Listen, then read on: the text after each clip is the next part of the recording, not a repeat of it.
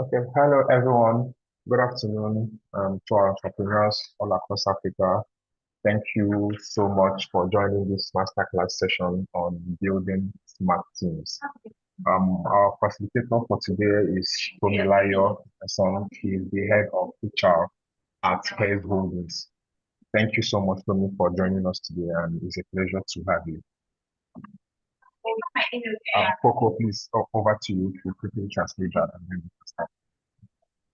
Bonjour et bienvenue une fois de plus à cette masterclass. Aujourd'hui, nous allons avoir Tommy comme facilitatrice et le thème aujourd'hui, c'est comment construire des équipes intelligentes. Donc, laissons le soin à Tommy de nous entretenir pendant un bout de temps. Over to you. Okay, thank you. Good afternoon, everyone. I hope everyone is doing very well across Africa. My name is Tomilayo Eson, as I've been introduced, and I'm going to take you through building smart teams for your startup, small and medium scale businesses today. I'll share my screen now.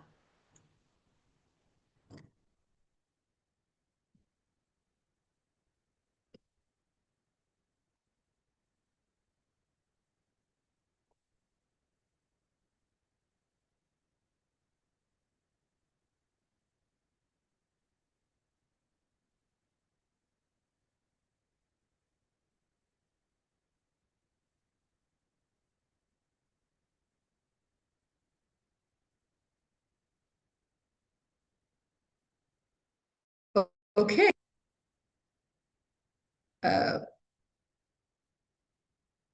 So let's start. Let's talk about building smart teams. Let's start from the very beginning. I'm sure a lot of us, when we created our businesses, some of us probably we had a partner. Some people were just solo in terms of how they had started their business. Some people are still solo, managing their business on their own. But so you might wonder, building smart teams, how does that affect me? I'm just a sole proprietorship. I do not need this, but I'll focus. Oui, aujourd'hui, nous allons échanger sur comment bâtir des équipes intelligentes pour les startups et les petites et moyennes entreprises. Okay, over to you. Okay, so we start with a case study, and we're going to be learning from a company called Zirtual. And Zirtual is a virtual assistant services company, started in 2011, and the failure year was recorded as 2015. Zirtual was a startup providing a virtual assistant services to entrepreneurs, professionals, and small businesses. It gained rapid popularity and experienced swift growth, leading to an expanding team. However, despite their initial success, Zirtual abruptly ceased operations in August 2015, leaving employees and clients in the lurch. Why? What could have caused this? Focal.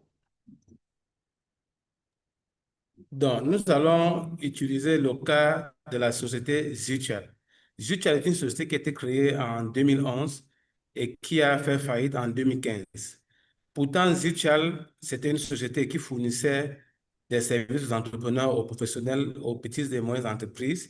Et ils ont rapidement eu une très forte popularité et une très belle expérience. Nonobstant tout ce succès-là, tout à coup, en août 2015, Zirtual a fermé les portes et n'a plus eu aucun client ni employé. What do you? Okay, so we just go straight into the case study and what could have happened. And first there was a rapid scaling without adequate planning. A lot of times when businesses start, you might think that you're starting small, but as you started, there's a whole lot of interest that you generate in your business. What happens is that you need to expand quickly, but without adequate planning. issues might happen. And that was the problem that Zirtual had. They expanded their team rapidly to meet increasing demand, but lacked a solid plan to support their growth. And what happened? This company struggled to maintain operational efficiency, which led to misalignment with teams and eventually led to challenges. So imagine you have capacity to make $1 billion, but because you never planned, you never thought that you can get to that level, you started having challenges.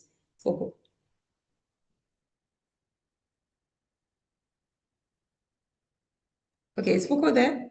La société Zirtual a eu, c'est l'étude des cas que nous sommes en train de faire, a eu une croissance très rapide et disruptive, mais il se passe que cette croissance rapide n'était pas fondée sur une équipe, sur un plan sur un plan bien pensé.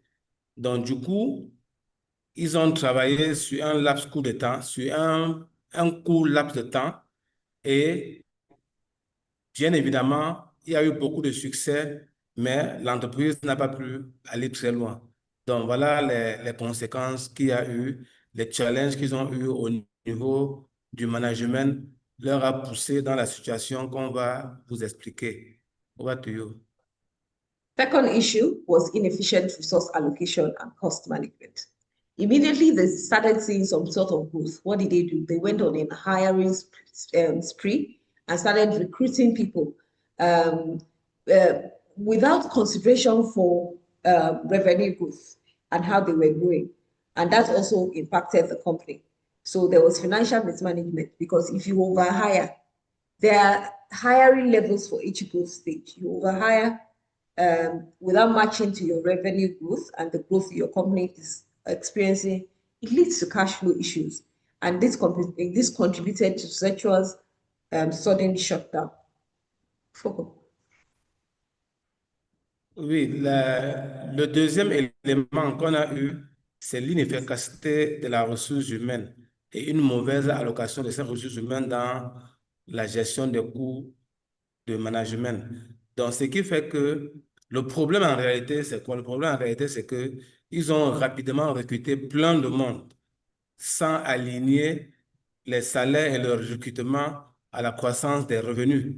Donc, voilà ce qui a permis que la compagnie ou la société ne soit pas tellement efficace. Donc, la conséquence, c'est que sur le plan de la gestion financière, le cash flow, dont les rentrées d'argent à la trésorerie, ne suivaient pas. Et voilà pourquoi la société a subitement fermé. What do you? Yeah, and then the third and fourth key issue. First was a lack of communication. Communication gaps between management and employees, which created confusion. And then employees generally had low morale, productivity issues. There was also culture misfits. The rapid hiring meant that they brought in employees who were not a cultural fit for their company. And this caused a lot of friction within the team. Whilst Foucault is interpreting, I want you to start thinking about the biggest mistake that Zirtual made in their team building efforts and how they could have avoided it. You can chat in the comment section. Over to you, Foucault. Oui, l'autre difficulté que cette entreprise Zirtual a eue, c'est qu'il y avait un manque de communication.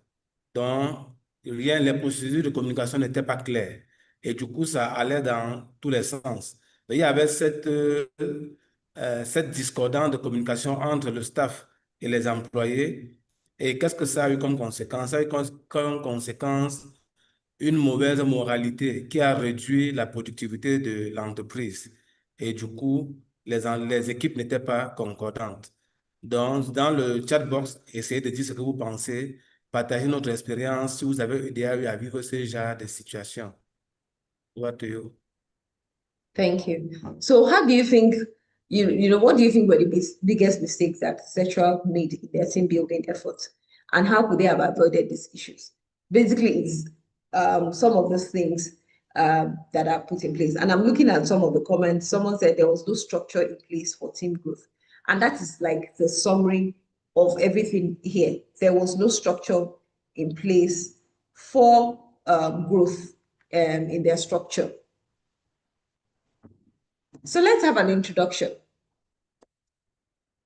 A strong team is very important to your business. They not only drive productivity and innovation, but they also foster a positive environment and they enhance your customer satisfaction. So whether you're launching or you're running a small business or you're even a medium-sized enterprise or even bigger, the quality and cohesion of your team can make or break your venture. And this is very important for every business person. We make the mistake of coming into businesses thinking it's about me, it's only me. There are people that will work with you. Even if you're solo, you probably have dispatch riders that you outsource to. You have people that you outsource to. All those people are part of your team and they help you drive productivity, innovation, and customer satisfaction for your organization. Go ahead. Oui, une bonne et forte équipe n'est pas toujours ce qui est important pour la productivité et l'innovation. Il faut aussi qu'il y ait un bon environnement de travail pour pouvoir mieux gérer la satisfaction de la clientèle. Donc, que ce soit une start-up, une petite entreprise ou une moyenne entreprise, vous devez comprendre que la qualité de la cohésion des équipes est très importante. Ça peut faire ou ça peut défaire votre entreprise. Donc, une équipe bien assemblée est le nœud et l'épine dorsale du succès d'une entreprise. Tommy. Thank you. So my outline today of what I'm going to share with you with this background I've given you is how do you even understand your team needs? What's your recruitment strategy? Whatever stage your business is. What is the hiring process? How do you onboard new people into your team? How do you build a team culture, your retention strategies, leadership and management, and scaling the team? Foko. Donc, à l'ordre du jour, nous allons avoir les thématiques suivantes. Comprendre les besoins d'une équipe, les stratégies de recrutement, quels sont les process pour engager des gens, comment accueillir les nouveaux employés lorsqu'on les a engagés, comment bâtir la culture d'entreprise, quelles sont les stratégies de rétention des employés, comment gérer le leadership et le management et enfin, comment gérer la croissance de ces équipes. Tommy. Thank you. So we start with understanding team needs. Why is this important for your business? Understanding your team needs is a foundation for your success. The right team can make or break your business. The right people can make, the wrong people can break your business. The right people can make your business. So it's very important that you understand that having a good team is one of the foundations for success in your business. Two is the innovation and growth. Yes, you brought the idea, you know what you want to do for your business, but the diverse skills and perspectives that the different people bring into your business is what helps you to drive innovation and growth for your business. Three is efficiency, because a well-coordinated team helps you to improve your productivity and efficiency. It basically helps you to do better. It brings excellence into the work that you do. And then fourth is culture. And this is where a lot of businesses miss it, because they just feel like, I'm not a big corporation, why am I building a culture? But the culture you build is also important, because building a positive work culture attracts and helps you to retain the right talent. Over to you, Foucault. Donc, pour comprendre les besoins d'une équipe, pourquoi est-ce qu'on doit comprendre les besoins d'une équipe? Pour quatre raisons principales. La première, c'est que il faut mettre des fondations pour le succès. Donc, la bonne équipe peut faire ou défaire votre startup. Donc, ça vous permet de comprendre que c'est pas seulement question de dire j'ai une bonne équipe, mais il y a des éléments que vous devez mettre ensemble pour que votre équipe puisse plutôt permettre de bâtir votre entreprise au lieu de la détruire. La deuxième chose qu'il est important de comprendre dans les besoins d'une équipe, c'est l'innovation et la croissance. Donc, il est question ici de développer tout ce qui est compétences et les perspectives pour pouvoir accompagner le processus d'innovation que votre entreprise est en train de mettre en place. La troisième chose, c'est l'efficience. Donc, vous devez mettre en place une équipe qui est efficiente et qui s'améliore progressivement afin de pouvoir améliorer la productivité et cette efficience dont on est en train de parler. La quatrième chose, c'est l'équipe. Il faut bâtir une équipe positive et mettre en place, pardon, la quatrième chose, c'est la culture. Il faut mettre en place une culture de positivité qui permet d'attirer et de retenir les talents. Tommy. Thank you. So how do you understand, to just help you understand your team needs? First is that, what are your business objectives? Now, this is me giving you a strategy, and this is where you begin to write things down. What are your business objectives as an organization? Define your short-term goals and your long-term goals. What do I want to do in the next 3 months, in the next 6 months, in the next 12 months? If the people you are bringing onto your team, they do not understand what you're about to do, there is no way you can build a team. 2 is to identify the core functions that you will need. And once you identify the core functions and how your operations would run, that is something that is very critical to success, because you will now be able to define, do I need to bring a dispatch rider, for example, into my retail business now, or should I outsource for now? Depending on what the cost is to you is what will make you determine. So you need to identify core functions. You as a startup, you are probably running like 10 functions at a time. Identify those functions. Don't make an assumption. So if you are MD, CEO, HR, company secretary, accountant, auditor, identify those roles. But in planning your short and long-term roles, identify when you're going to have other people fill those roles. Also analyze the workload based on what you currently do. Assess current and projected workload to identify gaps. Focus, over to you. Donc, nous avons quelques points à observer dans le cadre de la compréhension des besoins d'une équipe. La première, c'est l'évaluation des besoins spécifiques. La deuxième, c'est l'identification des rôles clés et les compétences. La troisième, c'est l'alignement sur la construction de l'équipe et des objectifs. Pour ce qui concerne l'évaluation des besoins spécifiques, il est important de commencer par comprendre les besoins de comprendre les objectifs de votre affaire, c'est-à-dire définir les objectifs que ce soit à court, à moyen et à long terme. En deuxième position, il faut identifier les fonctions principales de votre entreprise en déterminant quelles sont les opérations critiques qui peuvent amener votre entreprise au succès. La troisième chose, c'est d'analyser la charge de travail. Donc, le fait d'évaluer les opérations quotidiennes permet donc de faire des projections de la charge de travail afin qu'on puisse identifier là où il peut y avoir des goulots d'étranglement. Tommy. So the next step after you've analyzed and determined the requirements for your business in terms of teams is now identifying the key roles and skills.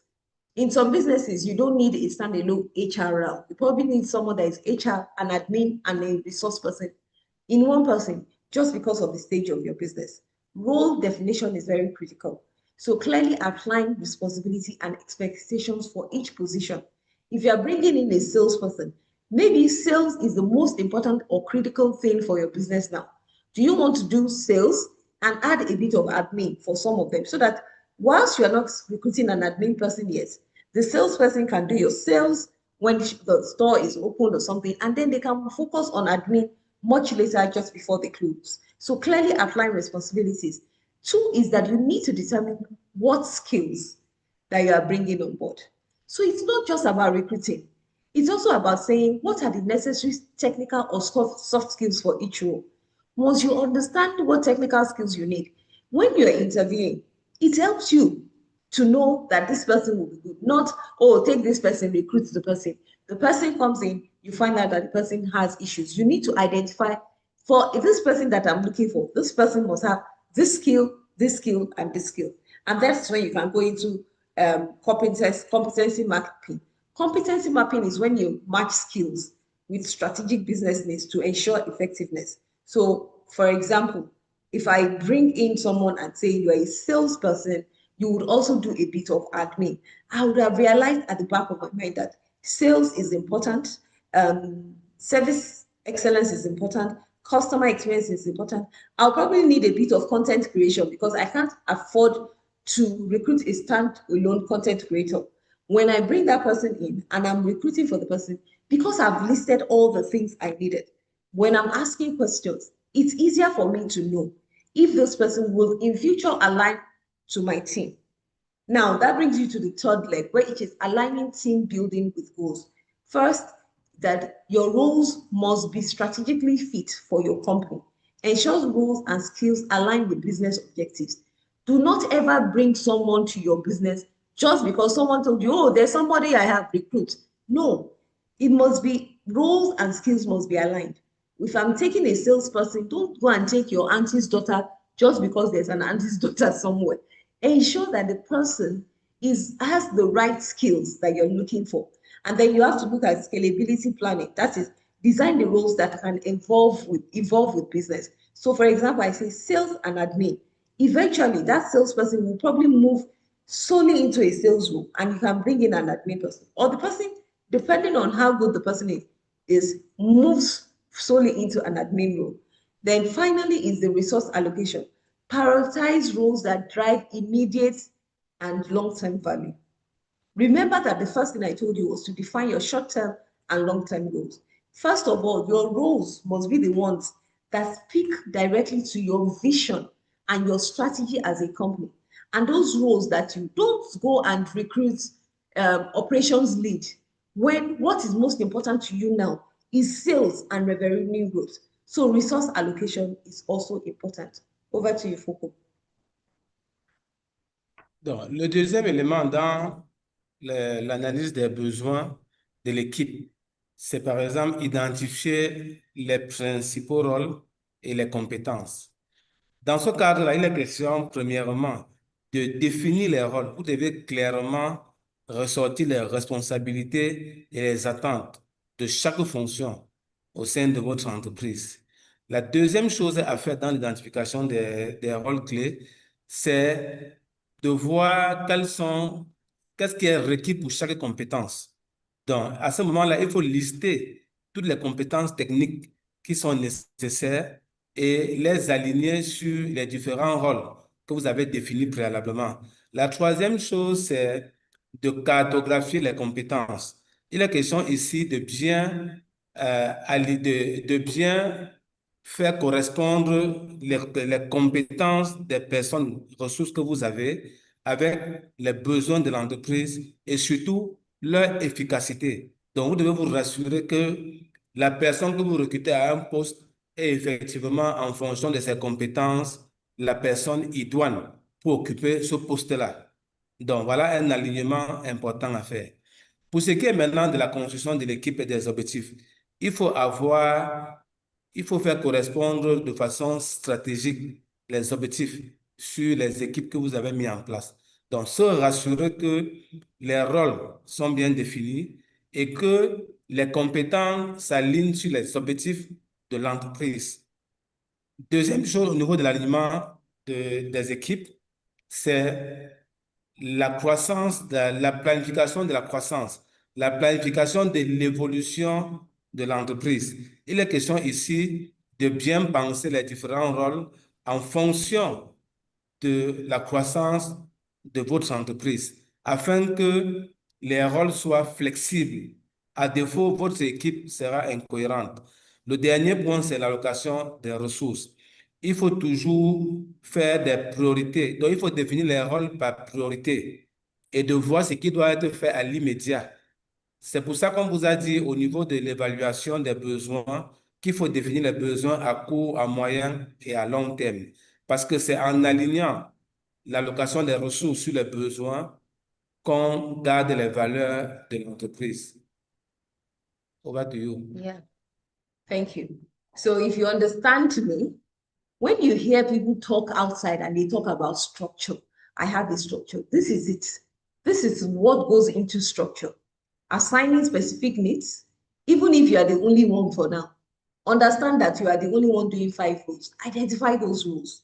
Define those roles. so that when in future you're bringing someone in, it's easy for you to understand what responsibilities you're now shelving to the other person.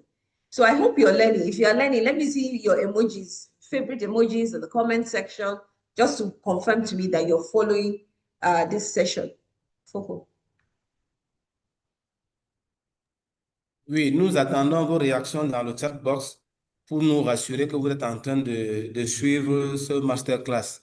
Donc, on vous l'a dit, vous devez comprendre les besoins des équipes à travers 3 éléments clés. L'évaluation des besoins, l'identification des rôles et l'alignement des objectifs sur la construction de l'équipe. Next, please. What do you? Thank you. So we move to recruitment strategies. One of the key areas where people complain about whether they are able to get people or not is, how do I even get people for my business? Where do I even see people for my business? So you see that most times we go the unprofessional route of, first of all, talking to my auntie, let me get this person or this person, and they are not the right people for our businesses. There are different sourcing channels. First, you can source your employees through various channels. One, there are online job boards. Take your business serious. Professionalize your business. Go on LinkedIn, Indeed, or whatever country you're in. Look for specialized industry sites and post your jobs professionally. The way you even post it is how they will take you. It comes with the seriousness with which will take you, the way you post. Social media is also very important. Leverage your network, Twitter, Instagram, Facebook, LinkedIn. Put your resource requirements there and be very clear. There are also networking events. Attend industry events, job fairs for your industry if it exists, and meetups. Just meet up, have conversations.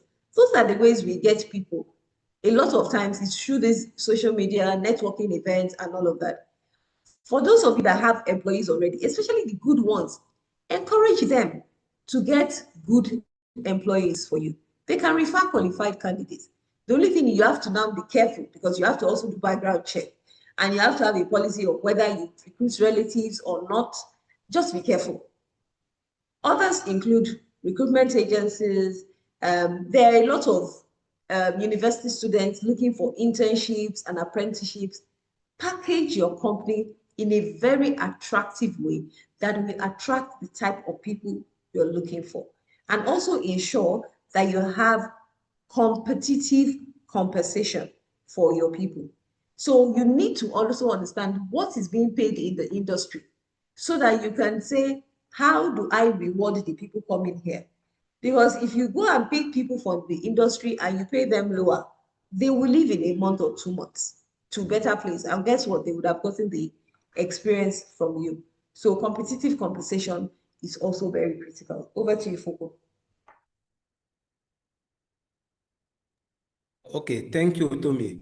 Donc, en deuxième session, nous allons voir les stratégies de recrutement, en commençant par les sources où on peut avoir les talents qu'on recherche, et après on verra comment bâtir un bon branding des employés. Concernant les sources où nous pouvons avoir les talents, il est question pour vous d'avoir comme stratégie, de bâtir un bon tableau de votre entreprise en ligne, bien évidemment. Donc, ici, la question pour vous d'avoir des plateformes comme LinkedIn, qui sont des plateformes idéales où vous pouvez facilement communiquer afin d'attirer des talents vers vous. La deuxième chose, c'est les réseaux sociaux. Donc, votre entreprise ou vous-même, vous devez avoir des réseaux sociaux et savoir tirer parti de l'utilisation de ces réseaux sociaux. Ça peut être Twitter, ça peut être toujours LinkedIn, ça peut être Facebook et ainsi de suite. Vous devez avoir un personal branding conséquent pour attirer les gens. Vous devez être l'inspiration des personnes qui vous suivent. Le troisième canal, c'est le networking pendant les événements, dans le réseautage. Assistez aux événements avec vos cartes de visite, avec vos QR codes qui donnent vos coordonnées. Vous devez être un communicant. Vous devez, lorsque vous assistez dans les événements, savoir vous faire remarquer afin d'inspirer les autres. Ainsi, Les personnes qui rêvent de travailler avec vous vont venir vers vous pour pouvoir vous suivre, pour pouvoir travailler avec vous. La quatrième stratégie, c'est les référents,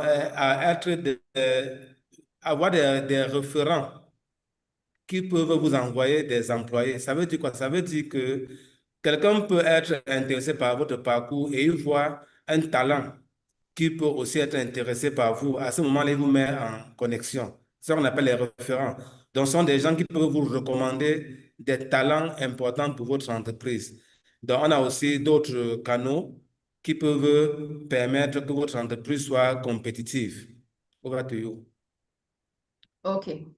Again, let me reiterate for the people that were not here before. Before you get to recruitment strategies and start sourcing talent, you need to be sure of what stage your business is in. Sometimes all the roles that you need will be performed by only you until your business gets to that stage where they can assure of revenue growth and competitive compensation can be paid. So you build your business in steps. The next side of this is building a strong employer brand.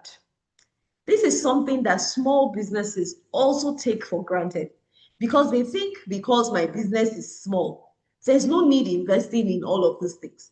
And the investment is not even in money, it's in time to build, to say, I'm building a strong employer brand for my business, not because of where I am now, but because of where I am going to go. The first thing is for you to define an employee value proposition. What makes your company a great place to work? Why should I come and work with you? Just to earn money? There has to be something in it for me. Some people, it's the fact that I would learn. So the entrepreneurship system, so for example, in the eastern part of Nigeria, there's an entrepreneurship system where people are willing to work under someone because of the time, the amount of knowledge they will get. Always highlight what makes your company a great place to work. The company culture. What are your company's values? What is your work environment like? What do you want to project? So I work with the Tony Elumelu Foundation, for example. I can tell you that for everything that we do, there has to be excellence, execution, and we're very enterprising. Those are our three core values across Hairs Holdings and the Tony Elumelu Foundation. You need to promote your core values as an organization. You need to determine now to say, what will my core value be?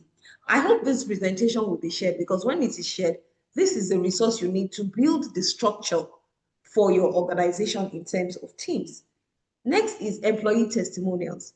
Once you started recruiting, share stories about your employees, about current employees. Make sure your culture is the type of culture that people are happy to even share stories about your company and what they get from you. Then there has to be consistent messaging. Ensure all recruitment process reflects the company's brand and values. Don't take recruitment as just that other thing that you do. Ensure your recruitment process reflects your brand and value. Finally is engage with candidates. Maintain active and responsive communication throughout your hiring process. As you are hiring people, determine how long will it take you to go through this person. If you're alone in your business, determine the people, the friends from other businesses that can help you interview. Sometimes you're not the only one that knows all. Interview the person, have someone else that you think has some sort of experience, interview the person also so that they can give you insight into what they think as to recruiting the person. If you have other employees, have some of them also interview the person. Put in place a proper hiring process. And in all of that process, ensure you maintain active and responsive communication. Folk, over to you. OK. Le deuxième aspect des stratégies de recrutement, c'est qu'en tant qu'employeur, vous devez avoir une forte notoriété d'employeur, pardon.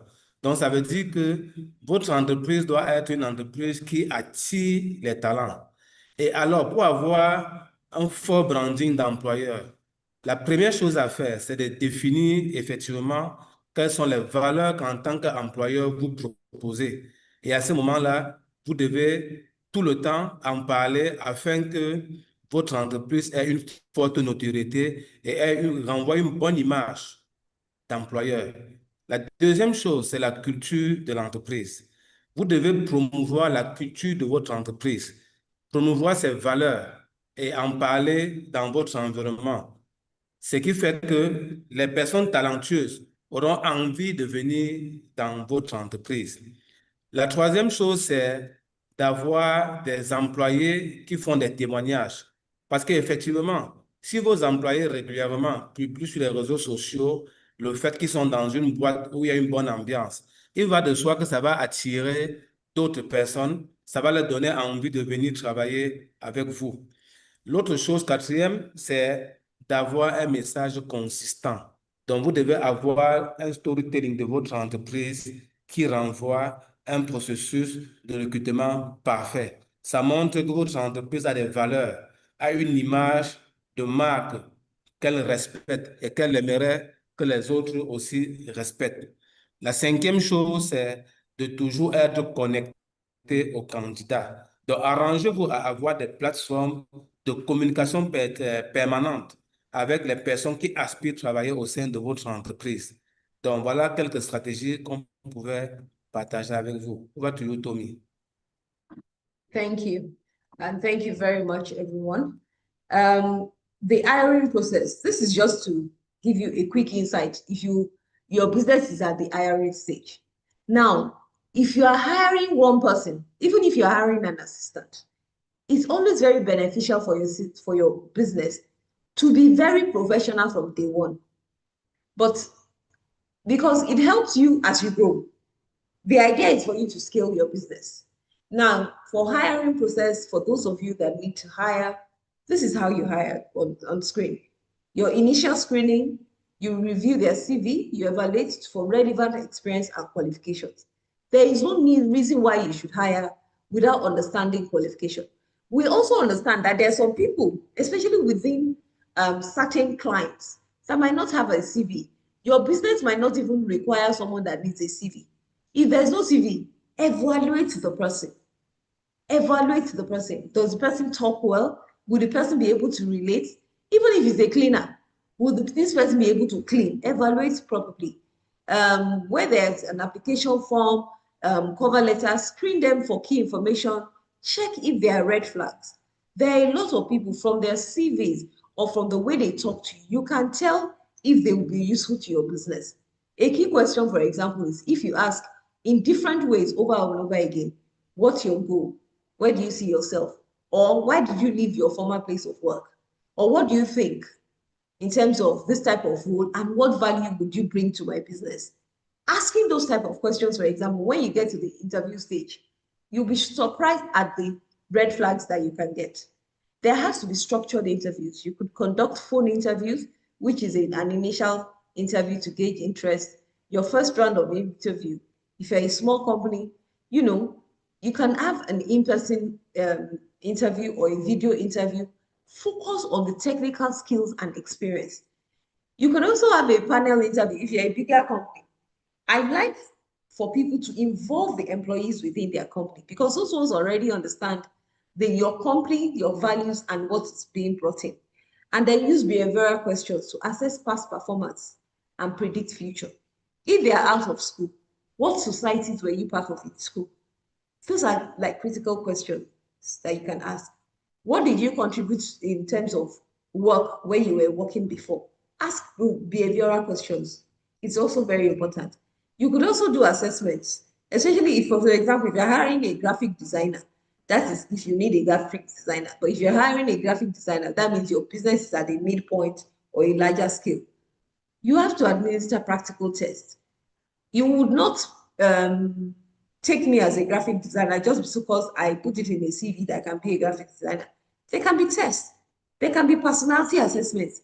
Free personality assessments are on Google. You Google it now, you see a lot of personality assessments. It can tell you a lot about the person that you are bringing in. And of course, you need to conduct cognitive ability tests to assess problem solving and critical thinking. If you own a bakery and the person you're bringing in, you just need a baker to come in. Apart from the skills that the person has, probably, so technical skills will be viewed asking the person, okay, if you're baking bread, what are the ingredients that you'll put? Once you've certified yourself that the person has those bread and the technical skills in terms of what they use in baking bread, the next thing is cognitive, to assess problem. So if the bread burns mistakenly, what do you do? What would you like your future employee to do? That's what the questions that you've been asking, to just check their critical thinking. If a customer comes in and complains about this, what would you do? It's to help you check critical thinking and begin to make decisions if this is the kind of person you want for your business. Over to you, Foucault. Thank you, Tommy. Donc, troisième section de ce masterclass, c'est le processus d'embauche.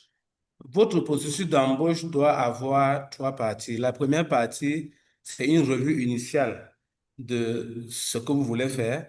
La deuxième partie, c'est des interviews bien structurées. Et la troisième partie, c'est l'évaluation.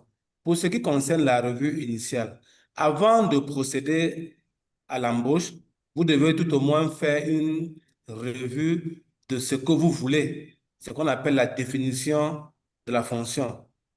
Vous devez savoir quelles sont les espérances que vous recherchez et les qualifications que le candidat doit avoir. Vous devez aussi faire une évaluation de la communication que vous allez faire. Il faudrait que cette communication puisse refléter la culture de votre entreprise. Et la troisième chose pour la revue initiale, c'est de pouvoir mettre en place un processus de candidature.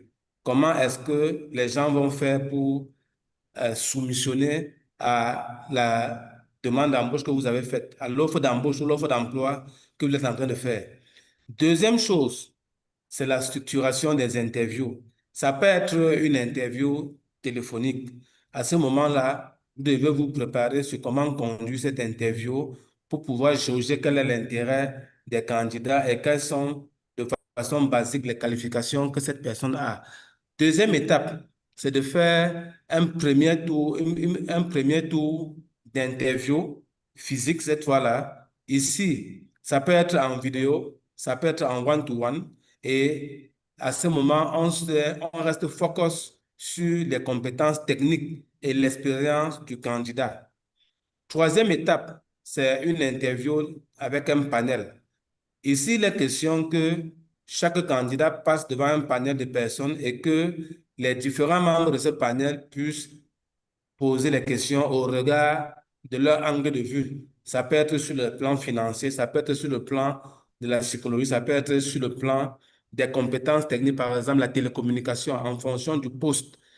Troisième niveau de l'interview bien structuré, c'est au niveau des croyances. Il est question ici de poser des questions pour comprendre quelles sont les performances du candidat, en quoi est-ce qu'il croit, et ça permet de voir, de prévenir l'avenir pour savoir comment le candidat va se comporter au sein de l'entreprise si effectivement on l'embauche.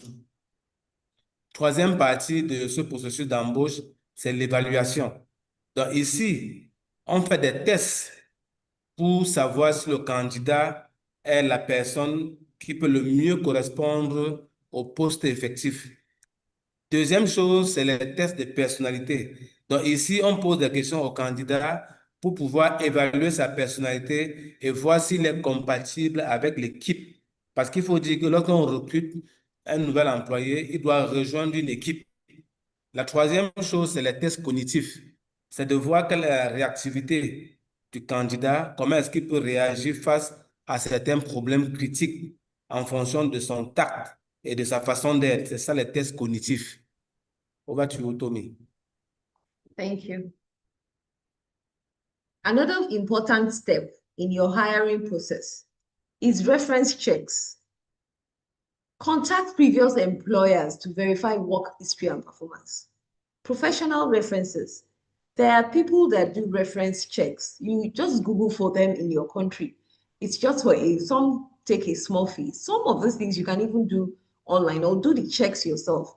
You can go online, just print out forms for professional reference and send to previous employers. Only thing is you should note to get consent. So once you start work with me, I should be able to get your consent to check professional references. There's also personal reference. Ask them to give you references. Speak with their personal references to understand the candidate's character and soft skill.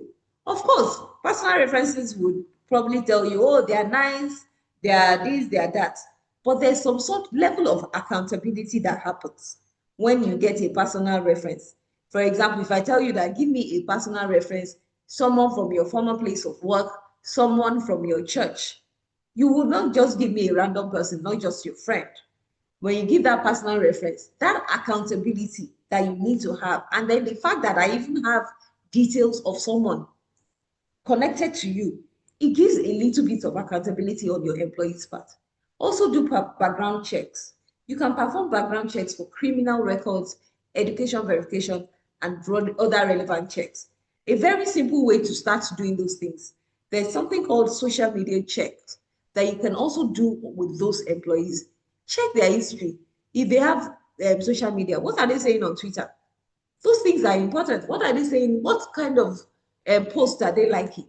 Those things can even give you an insight into their background check. For other organizations, for example, if you're on this side of country, maybe you're in Nigeria, with just a thumbprint sent to the police, there are certain verifications that can be done to check criminal records. However, if you cannot do all of that, there are companies that do background checks for a fee. They would help you, they will check educational references, personal references. They will help you go to the people's house so that they are sure that these people live where they said they live.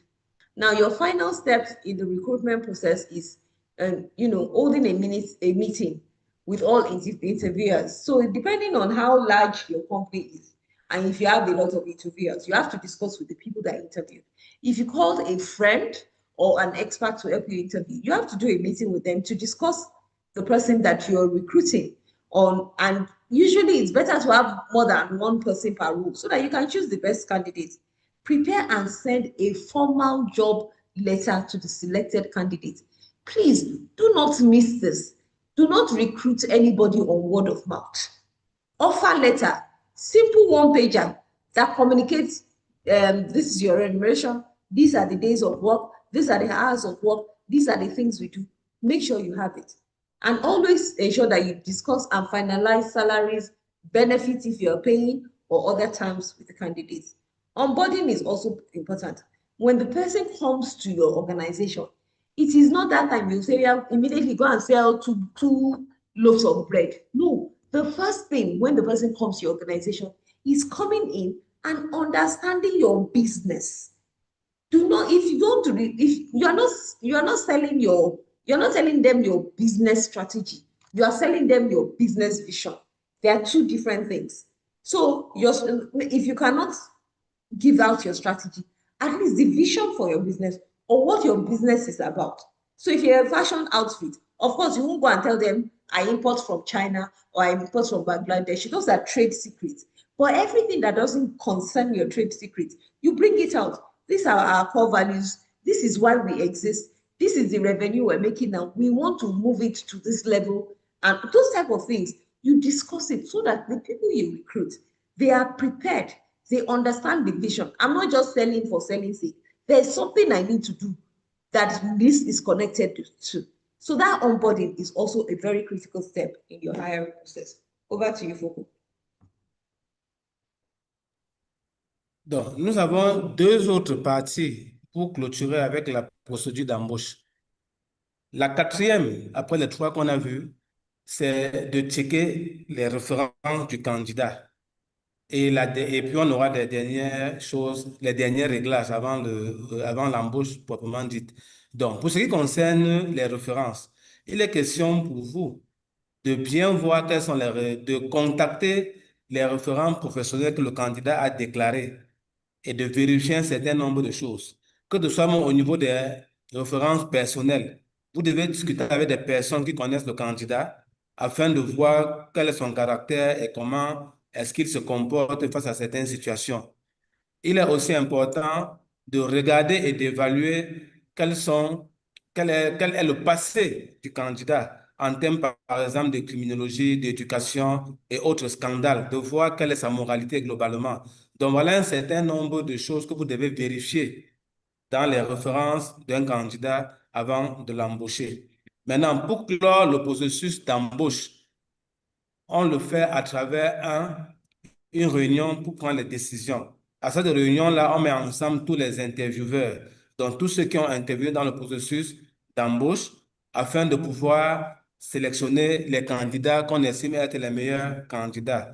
Après cette décision d'embauche, on prépare maintenant la lettre qu'on doit envoyer aux candidats pour leur annoncer la bonne nouvelle ou la mauvaise nouvelle pour ceux qui n'ont pas été retenus.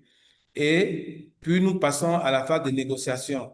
Il est question ici d'appeler chaque candidat qui a été retenu, de discuter avec lui des conditions de travail, de finaliser son salaire, quels sont les avantages dont il a droit en tant que nouvelle recrue au sein de l'entreprise. Et pour finir avec ce processus d'embauche, il y a l'accueil du candidat au sein de l'entreprise. Donc, il est question ici de préparer tous les éléments qui vont permettre d'embarquer le candidat dans l'équipe de l'entreprise afin qu'il soit un meilleur employé et que sa carrière soit glorieuse. Over to you, Tommy. Thank you. Now, you know, the last step I discussed in the previous step was how to onboard new hires. So I decided to even expatiate more so that you understand this onboarding of new hires, because it is a step that a lot of businesses, they leave out of their hiring process. And I'm going to explain it. First is the orientation. That is where you say welcome and introduction to the company. That is where you give them overview of your history, mission, values, and introduction to team members and key stakeholders. Am I a entrepreneurial beneficiary? I've gotten this seed money. I intend to turn it to this amount by so year. In turning it to this amount, what I need is to be able to sell at least 20 pieces of this in a day. What you contribute to that is this. I don't know if you understand what I'm saying, if you get me. That orientation is really very important, because why are you working with people that don't understand why, the essence of why you have recruited them, or your history, your mission, or your values? The next step is your administrative setup. Complete the necessary paperwork. In Nigeria, for example, if you work and you recruit more than 5 people, there are certain permits that you need to get. There are certain forms that you need to fill. You need to have pension set up. Find out what regulatory requirements you need and ensure that there is proper setup. There is also need for the provision of an IT setup. I know a lot of people just look at it, oh, I don't have all those money and everything. Well, just tell them, okay, give me your email. This is my email. Check your email every so time, because you need to keep sending information. It's not everything that is word of mouth. You need to be able to send information about your company, even sometimes just if it's WhatsApp that you want to put everybody, because sometimes you might see something that will benefit your business on Instagram, for example, and you want to share with them that, look at this, because it is part of what? Number 3, training and development. You need to train and develop your people. A lot of times we think that training and development, until we use money as a business to go and get training and everything, there are a lot of free resources that you can make sure that your people go through just to get trained. Overview of company policies, procedures, their assignments and tasks. You need to train them and develop them on this. Over to you, Foucault. OK, thank you, Tommy. Donc, tout à l'heure, nous avons fini avec l'accueil des candidats. Donc, nous allons voir dans cette session en détail comment est-ce qu'on doit accueillir les nouveaux recrues au sein d'une entreprise pour avoir une équipe intelligente. Parce que nous sommes en train de faire le masterclass sur comment bâtir une équipe intelligente. Donc, lorsque vous avez de nouveaux recrues au sein de votre entreprise, première chose, c'est de les orienter. Deuxième chose, c'est de mettre en place toute la procédure administrative qui permet qu'ils soient effectivement des employés de votre entreprise. La troisième chose, c'est de tenir compte de leur formation et de leur développement au sein de l'entreprise. Concernant l'orientation, lorsque quelqu'un vient nouvellement de prendre fonction, il est important pour vous de lui expliquer quelle est l'histoire de l'entreprise. quelles sont les missions et les valeurs de l'entreprise, de l'amener porte après porte et lui présenter les autres membres de l'équipe ainsi que les différentes parties prenantes. Bref, il est question de lui expliquer et de lui montrer physiquement l'environnement dans lequel il doit évoluer afin qu'il soit à l'aise dès les premiers jours. La deuxième chose, c'est tout ce qui est administratif. Il est question ici d'enrôler le nouveau candidat sur le plan administratif à travers, par exemple, son dossier administratif, ça peut être les photos, ça peut être son CV, lui montrer comment tout ça est archivé, lui montrer les procédures et ainsi de suite. Et la troisième chose à faire, c'est sa formation. La fonction qu'il doit occuper, il faut bien évidemment qu'on le forme sur cette fonction-là. Et à la limite, lui montrer même les évolutions qu'il doit avoir, qu'il peut avoir au sein de l'entreprise. Il est question de lui montrer la politique de l'entreprise, le former sur les procédures et surtout lui dire exactement ce qu'on attend de lui au sein de l'entreprise. Et bien évidemment, lui montrer les spectres de son évolution, de sa carrière. C'est ça qui va construire son développement au sein de l'entreprise. Tommy. Thank you. Still on onboarding new hires. Number 4 is integration into your company culture. How do you integrate them into your company culture? Some things like your social integration activities. Once in a while, you take them out for lunch. Do something nice. If you're a big company, appoint a mentor or a buddy. Even if you're not a big company, if you have another organization, maybe your friend has a store near you, just create buddyship or mentorship. Your friend can even help you mentor some of your employees. Encourage open communication and feedback. You see, one of the things that kill businesses is when employers encourage a gossip culture. Encourage open communication and feedback. If someone comes to tell you something about another employee behind them, be sure to call that employee and relate what they said again. That is how you encourage open communication, so that nobody says anything. Because when you create gossip culture, just because you are enjoying what they bring to you, there will be a time where they will now collaborate against your business. So encourage open communication and feedback. Performance expectations. Be clear on job responsibilities and performance expectations.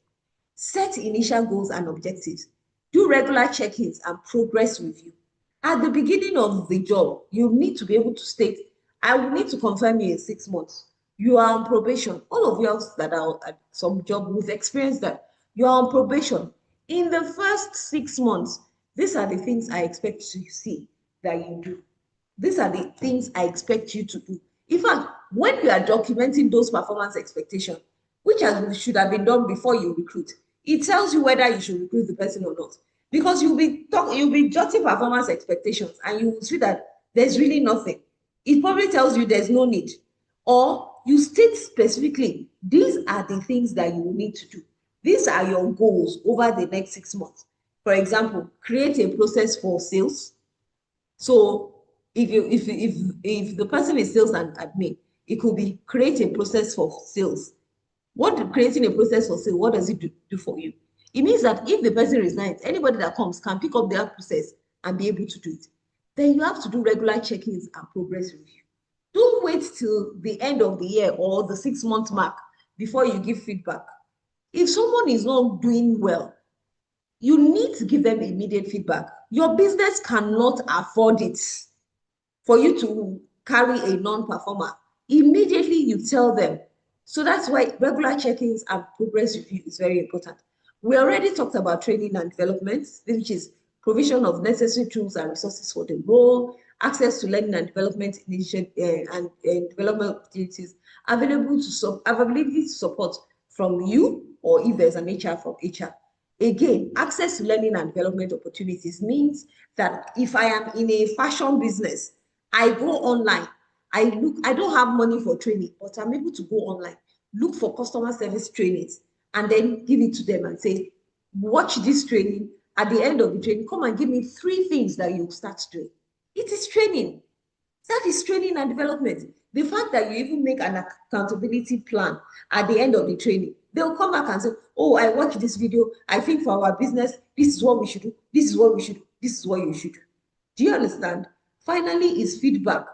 Always collect feedback from new hires on the onboarding experience. How was it when we brought you in? Did you like the way we brought you in? Is there something else we should have done? And then it will help you to adjust the onboarding process based on feedback, so that when you are bringing people in, remember, the idea is that you will grow. You will grow from 1 to 2. You will grow from 2 to 20, 20 to 200. So the idea is that as you're bringing in and you're getting feedback, the feedback you get, you use it as adjustments for your onboarding process. And then it helps with continuous improvement of the onboarding program to better support new hires. Over to you, Foko. Thank you, Tommy. Donc, les prochaines étapes, please, go back, please. OK. Donc, après les 3 premières étapes de la procédure d'accueil des nouveaux employés, des nouveaux recrues, la 4e chose va être de l'intégrer dans la culture d'entreprise. Et pour cela, il est important d'avoir des activités sociales, comme par exemple les dîners d'accueil, qui permet aux nouveaux recrues de prendre connaissance avec les autres employés. Nous avons aussi le fait qu'on peut attribuer aux nouveaux recrues des mentors ou des copains, des camarades. C'est-à-dire, on leur dit, voilà des référents auxquels vous devez faire recours dans le cadre de vos nouvelles fonctions. Et ici, il est question, en termes de mentoring, de savoir que le mentor de l'un de vos employés peut même être quelqu'un hors de votre entreprise. Ça peut être dans l'entreprise d'un ami.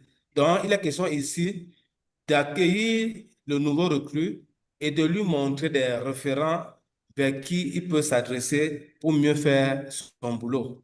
La 3e chose dans la procédure d'intégration à la culture d'entreprise, c'est d'encourager que le candidat soit ouvert aux communications et au retour. 5e chose, c'est les attentes. Donc, ici, le nouveau recrue, il faut à chaque temps évaluer ses performances et lui indiquer clairement qu'est-ce qu'on attend de lui. Et pour cela, il faut lui communiquer ses responsabilités et ses objectifs. Qu'est-ce qu'on attend de lui chaque mois, chaque semaine, chaque année? C'est important pour lui de le savoir et de mettre en place des outils d'initiation de ses objectifs et aussi faire régulièrement les check-ups de comment est-ce qu'il évolue dans sa fonction. Ça peut permettre d'améliorer ses performances et bien évidemment, à ce moment, l'employé sera plus fructueux et va plus honorer aux attentes qu'on attend de lui. La 6e chose, c'est la formation et le développement. Ici, il est question de fournir au nouvel employé les outils qui permettent qu'il puisse mieux s'exprimer dans le cadre de ses fonctions et aussi de permettre qu'il ait accès aux opportunités de formation que l'entreprise a. Ça permet qu'il s'améliore et qu'il améliore aussi ses tâches ou bien ses fonctions. Bien évidemment, les services de ressources humaines doivent lui mettre à disposition tout ce qu'il y a comme support de gestion, support de formation qui rentre dans la culture de l'entreprise. Et enfin, il est question d'améliorer progressivement la procédure d'accueil des nouveaux candidats. Et pour cela, on doit demander aux nouveaux candidats quelle est leur perception de l'accueil qui leur a été fait. Qu'est-ce qu'eux, ils en pensent? Est-ce qu'il y a des choses à améliorer? Est-ce qu'il y a des choses à diminuer? Donc, c'est aussi quelque chose d'important que l'entreprise doit mettre en place dans la 7e étape. Ça permet ainsi d'ajuster la procédure d'accueil des nouveaux candidats et de rester dans la continuité et d'améliorer le programme d'accueil des nouveaux candidats. Over to you, Tommy. Thank you. Thank you.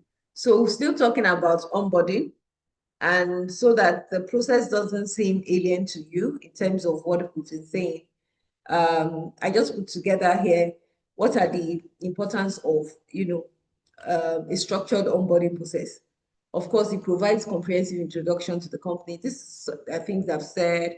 It helps new hires understand your culture, early connection with team members, ensures new hires are equipped with the necessary skills and reduces the time to gain competency, enabling quicker contribution to your projects, and then helps you to clarify everything in terms of responsibility and expectation. And I've talked about integration strategies, how to promote social integration, assign mentors or bodies, encourage open communication and feedback to foster a supportive environment. Over to you, Foko. Donc, concernant toujours la procédure d'embauche, nous allons donner ici l'importance d'une procédure d'embauche bien structurée. Donc, on voit par exemple que ça permet de fournir à la compagnie un élément d'introduction très compréhensif, ce qui permet aux nouveaux employés d'être à l'aise rapidement au sein de l'entreprise. Ça permet aussi aux nouveaux recrues de bien comprendre la culture d'entreprise, les missions et les valeurs de l'entreprise. Et surtout, ça facilite leur connexion avec les anciens membres des équipes ainsi que les parties prenantes.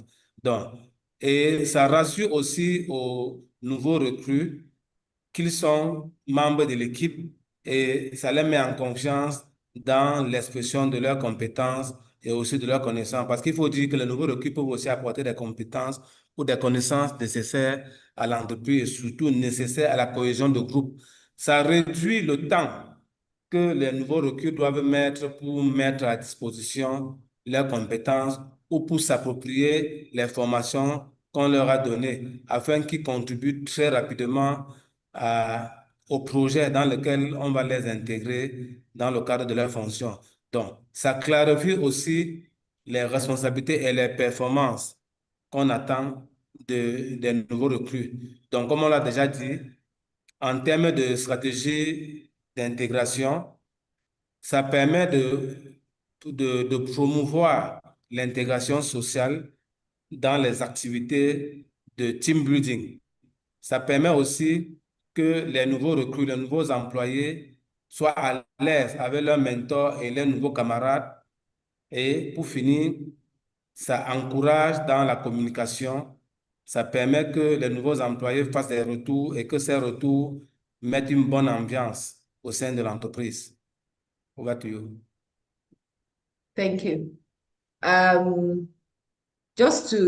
think we've spoken about this, but the way this will benefit your organization and the way it will benefit your business, first, you will begin to see increased productivity because you allow new hires to become productive faster when you train them and you accelerate the learning curve. When you are very clear from the beginning on performance expectation, you onboard them properly. It accelerates the learning curve and they settle in faster. Secondly, is that it reduces errors and enhances job performance through proper training. So as against just pushing someone onto the job, they don't know what to do. You need to be focused on reducing errors. So as a small business, we can't even afford certain errors. So it's better that you educate and you set expectations from the beginning. Also, one of the issues that happens with recruitment a lot is that there's a whole lot of attrition rates. People come, they do 1 month, they go, 2 months, they go. When you have an employee and you onboard properly, and the employee sees that there's something I can learn or grab from this organization, you will have higher retention rates. You will improve your job satisfaction by providing a positive environment and a supportive start. And then it will reduce this employees just going all over. Then again, when you have a strong company culture, remember that everybody wants to work in a company where they feel valued. Building a cohesive team with aligned goals and expectations is also very important. The people coming to work with you, they want to build a career. Is your organization the type of organization where they can build a career? Or you just want to bring them in and say, well, just come and do what you want to do and go when you're ready to go? No. Because again, we are building longevity. In Tony Numeli Foundation, we tell ourselves we are building to last. We're not building for today alone. We're building for the future. We're investing in Africa for Africa. You can only do all those things because you're not thinking about today alone. You're thinking about the future of your business and how big your business will eventually become. Lastly, that it enhances employee engagement, boosts morale for your employee and engagement, because you have a well-structured process. You've welcomed them well. It also encourages long-term commitment and loyalty to your company. If I come and I'm welcomed well, I can see a future. I can see I can learn. Instead of just dumping your work and thinking it's not a career, I can bring my own when I come in. Over to you, Foko. Donc, après l'importance d'une bonne structuration du processus d'embauche, il y a aussi les bénéfices que cette structuration peut apporter. On a par exemple le fait que bien bâtir le processus d'embarquement ou d'accueil des employés permet d'accroître la productivité parce qu'effectivement, ça accélère la courbe d'apprentissage de nouveaux employés et surtout, ça permet que le nouvel employé devienne rapidement productif. La deuxième chose dans la productivité, dans la présence de la productivité, c'est que ça permet de réduire les erreurs et ça booste les performances à travers un apprentissage personnel. Deuxième élément, deuxième bénéfice, c'est la haute capacité à retenir les candidats, à retenir les employés. Parce qu'effectivement, lorsque un employé est bien accueilli, il est satisfait et il garde une idée positive qui permet donc qu'il soit tenace et résilient dès le début, dès ses débuts au sein de l'entreprise. Ça permet aussi de réduire le taux de recrutement, qu'on appelle le turnover, le taux de démission, voilà. Parce qu'il y a des gens, il y a des entreprises, quand on recrute les gens, ils démissionnent très vite, tout simplement parce que ils n'ont pas reçu un accueil favorable. Ça va de soi que le taux de rotation des employés dans cette entreprise est aussi très élevé. Donc, le troisième bénéfice, c'est que lorsque vous accueillez bien un employé, il garde une bonne culture d'entreprise, une bonne culture de votre entreprise. Ça permet donc de renforcer et d'augmenter les valeurs de l'entreprise, la culture de l'entreprise dès le début. Ça permet aussi de bâtir très rapidement ou de maintenir une équipe cohérente, une équipe patente, parce que les nouveaux employés vont rapidement s'aligner sur les objectifs et les attentes de l'entreprise. Et pour finir, ça améliore l'engagement des employés. Pour cela, leur morale est boostée et leur engagement est au top niveau parce que ils ont reçu un très bon accueil au sein de l'entreprise. Et aussi, ça encourage qu'ils soient engagés sur le long terme et qu'ils restent fidèles à l'entreprise. Tommy. Thank you. So now we've talked a lot about onboarding, and I hope you get the importance of onboarding new hires into your businesses. We'll move into building team culture. How do you build team culture? These are the key processes in building your team culture. First is you communicate your vision and values. We've talked about that. You foster open communication. Encourage open and transparent communication amongst your team members. Promote collaborations. Develop opportunities for team members to work together. If you are big, you're large, once in a while, call admins. If you have a baking, let's say you have a bakery, for example, once in a while, call your admin staff to come and see the baking process. It helps them to understand what the bakers are going through. Call the bakers to come and see the booking process. It helps them to understand the pressure that admin is going through. Facilitate team building activities to strengthen relationships. Also implement programs to recognize and reward individual and team achievements. Always recognize them. It's not every time that recognition has to be monetary. Just recognize commendation letters, high fives in front of other team members. Use both formal and informal recognition methods. Very critical. Over to you, Foko. Donc, la cinquième session, ici nous parlons de comment bâtir la culture de l'équipe. Ici, il est question d'avoir quelques processus clés lorsqu'on veut bâtir la culture dans une équipe. Par exemple, bien communiquer sur la vision et les valeurs de l'entreprise. Mettre aussi en place des créneaux de communication ouverts. Promouvoir la collaboration et enfin reconnaître quand c'est bien fait. Reconnaître et récompenser. Parce que à travers la communication de la vision et de la valeur, les employés se sentent réconfortés, se sentent intégrés dans une big picture, c'est-à-dire dans une entreprise qui a une grande vision.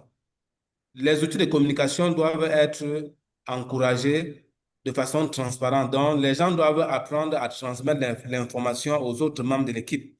Et on doit créer des canaux fluides et permettre qu'il y ait des feedbacks afin de pouvoir discuter ouvertement avec tout le monde dans l'entreprise. Promouvoir aussi la collaboration, ça sera à travers le développement des opportunités qui permettent aux employés de travailler ensemble. Dans le cadre, par exemple, des projets, là, on parle des équipes projets.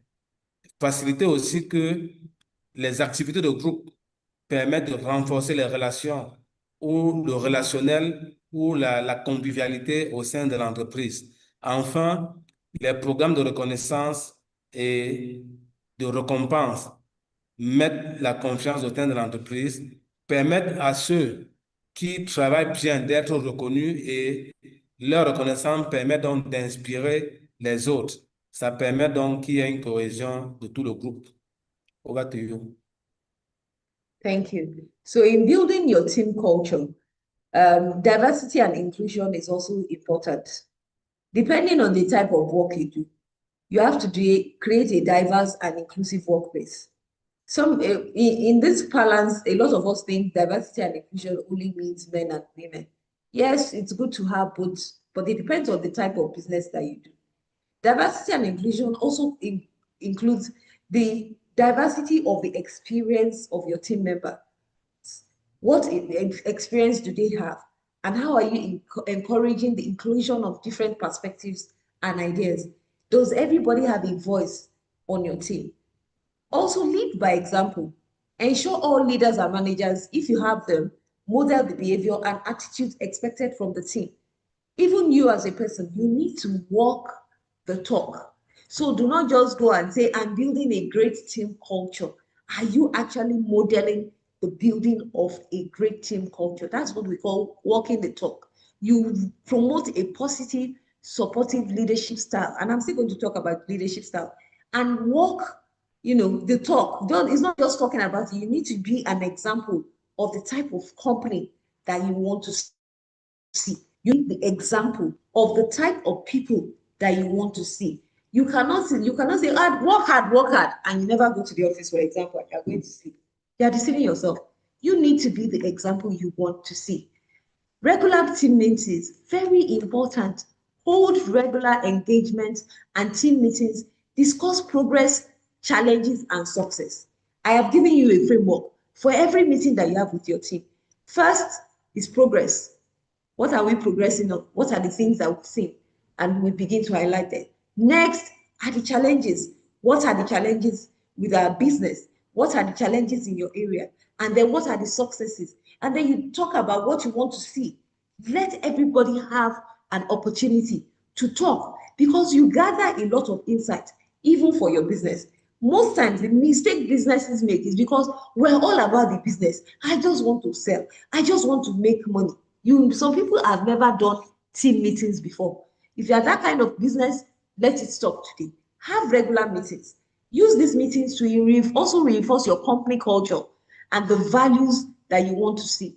But you also use it as an idea incubator because people will be giving you different ideas for their different areas. Over to you, Fuku. Donc, d'autres éléments dans le process, d'autres éléments clés dans comment bâtir la culture d'équipe, c'est de tenir compte de la diversité et de l'inclusion. Donc ici, il faut créer et tenir compte de la diversité afin que l'environnement de travail soit vraiment sain. C'est-à-dire que s'il y a des gens qui sont des minorités, vous devez leur permettre de se sentir concernés par la problématique d'entreprise, de se sentir à l'aise avec les autres et tenir compte de toutes les variétés de culture que les gens ont. Toujours encourager justement que les différentes perspectives et les idées des uns et des autres soient mises en avant. Il faut aussi parler par l'exemple. C'est très important. Si vous devez dire aux gens de travailler durement, vous-même travaillez déjà durement. C'est important de toujours prêcher par l'exemple afin de donner l'attitude positive, afin de montrer comment un leader se comporte, qui est toujours la positive attitude en tout lieu et en tout temps. Et pour finir, avoir régulièrement des réunions d'équipe. Ça permet d'évaluer, ça permet de discuter en groupe, ça permet de découvrir quels sont les challenges qu'il y a au sein de l'entreprise. Ça permet de partager les bonnes pratiques, de partager les succès, de voir comment est-ce qu'on peut faire pour renforcer la culture et les valeurs de l'entreprise. Donc voilà à quoi peuvent servir les réunions régulières des équipes de travail. Over to you, Tommy. Thank you. Now let's go to importance of building team culture. Why have I gone through, telling you the process for your building of team culture? It's because you enhance engagement. A strong team culture, it improves your employee engagement and satisfaction. It improves collaboration because it fosters teamwork. It increases retention. We've talked about these things. But the other side of it also is that it attracts people to you. It attracts people that want to work. People want to work with the organization. The way you treat your team and you build your culture, people want to work. It enhances performance. And then there's a lot of alignment with your goals, which ensures all team members are aligned with company's goals and objectives. And then resilience and adaptability. A positive culture helps teams to be more resilient and adaptable to change. And they are better equipped to handle challenges and uncertainties. If you look at our founder, for example, Tony Edumelu, one of the core values that he has is resilience. Is one of the things that he has been able to build his business, and then he's now in a position today to invest in Africa for Africa and help other young Africans to where he is. Over to you, Foko. Oui, pour ce qui est de l'importance de bâtir une bonne culture d'entreprise, nous avons par exemple le fait que ça booste l'engagement des employés. Parce qu'une bonne culture d'entreprise permet aux employés d'être satisfaits. Ça améliore la collaboration. Parce que collaborer, quand les membres d'une équipe collaborent entre eux, il va de soi que ça permet de résoudre facilement les problèmes qu'on identifie. Ça permet surtout à l'équipe d'être très innovante. Ça augmente aussi le taux de rétention des employés. Ça veut dire que lorsqu'il y a une bonne culture d'entreprise, les employés sont fiers d'être au sein de l'entreprise et bien évidemment, ils pensent rarement à la démission. Ça permet donc de réduire le taux de rotation des employés. Une bonne culture d'entreprise, une bonne culture de l'équipe permet aussi d'attirer les talents. Parce qu'effectivement, lorsque vos employés parlent bien de l'entreprise, ça va de soi que les autres personnes qui ont des talents ont besoin, ont envie de travailler. Et voilà comment ils vont soumissionner lorsqu'on va faire des appels à candidature. Il y a aussi le fait que ça améliore les performances de l'entreprise lorsqu'on a bâti une bonne culture d'entreprise. Ça permet aussi aux employés d'être alignés sur les objectifs et en fin de compte, ça permet d'avoir une bonne résilience et l'adaptabilité. Donc, Tommy a pris l'exemple de Tony. Vous voyez que Tony aime beaucoup insister sur la résilience parce que lorsqu'un entrepreneur est résilient, son entreprise aussi est résiliente. Over to you. Thank you. Now let's talk about retention strategies. When you have brought the employees in, how do you retain them? How do you make sure they stay and they're not leaving you on time? First, like we said, is employee development, career growth opportunities. If I start working with you, do I see growth or am I going to be stunted? Remember that everybody in life wants to improve. If I am your receptionist today, will I eventually become a head of customer experience? Am I seeing growth opportunities? That is one critical thing that you should look at. Are people able to learn? Do they have opportunity of being mentored, even by you? Work-life balance is also important, even though these days we call it work-life integration. Do people take leave? In my country, in Nigeria, it's compulsory. It's in the Labor Act, and it's in most Labor Acts. People need to take leave. People need time off to even rest. And then there has to be wellness programs. If you can afford it, these are ideas. Wellness programs, do you have them signed up to like a health management organization, for example? Do you have an insurance for their health? They are very simple and cheap health management options that you can always have for your people. I've seen health management organizations that do health management for probably $2, $3, and you'll be shocked at the things that they provide under that bracket. Google, check what obtains in your country. Don't make assumptions that these things are expensive until you research and find out. A lot of people I saw in the comment section asking about what do I mean by competitive compensation. I was talking about your salary, bonus, incentives, and benefit packages. The salary you pay has to be fair because you are not the only option. Do not pay people lower than they are meant to be compensated. What happens, and that is where you as a business owner, you need to have insight into what is happening in your industry. What are people being paid?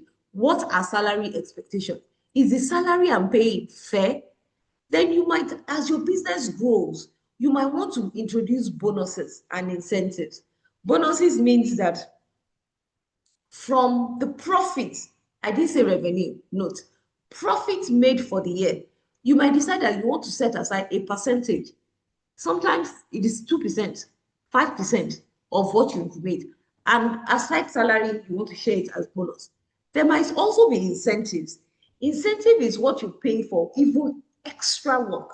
So for example, usually your sales or content team, they will do content, they will do sales. You can say this content that you make, usually when you make this content, we sell like 100 units of this thing. If you make content and we sell 1,000 units in 1 week, I'm going to give you this. That is what's called incentives. As you grow, all of these things need to be infused into your compensation package. Recognition and reward is also important. Regular feedback, especially if you don't have money yet.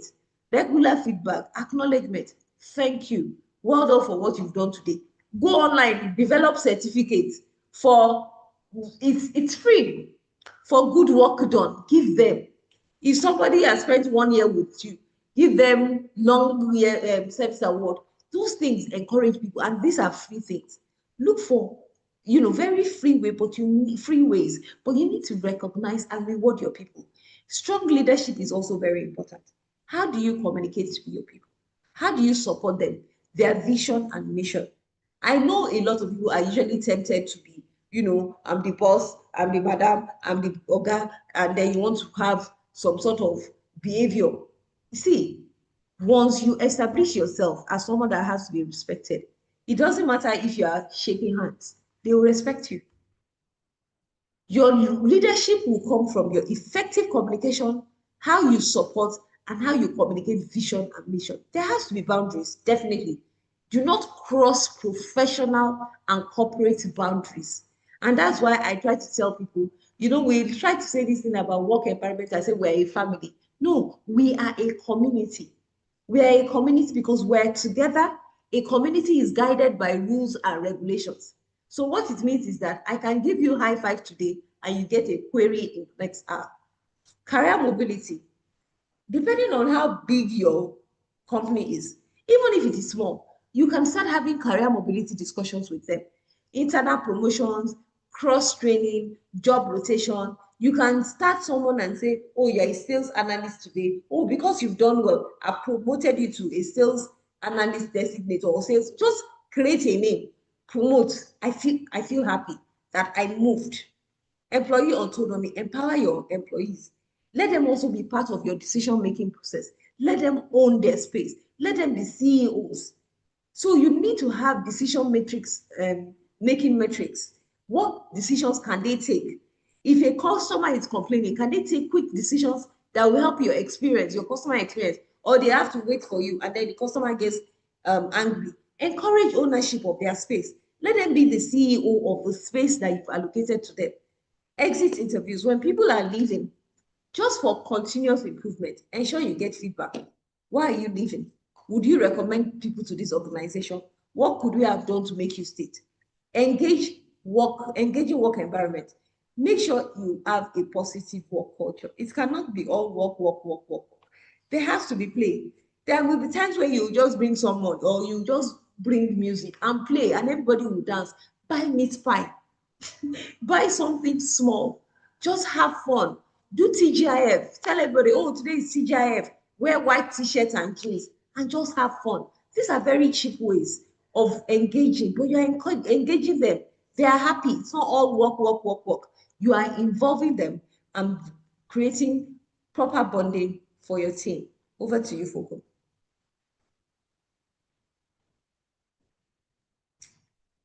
Donc, la 6e session, nous allons voir les stratégies de rétention des employés. Comme première stratégie, nous avons le développement des employés. Ensuite, nous aurons le style de vie. Ensuite, on aura les compensations de leur productivité ou de leur compétitivité. On aura les reconnaissances et les prix. On aura le leadership du chef d'entreprise qui doit être fort. On doit avoir la mobilité de la carrière, l'autonomie des employés, les remerciements lorsqu'un employé part et surtout l'engagement, non, l'environnement de travail plaisant. Donc, pour ce qui est du développement des employés, donc, vous devez savoir que lorsqu'un employé sait qu'il va continuer, qu'il va apprendre de façon continuelle, qu'il est dans un programme de mentoring personnalisé au sein de l'entreprise et que sa carrière peut évoluer, là, ça le retient au sein de l'entreprise.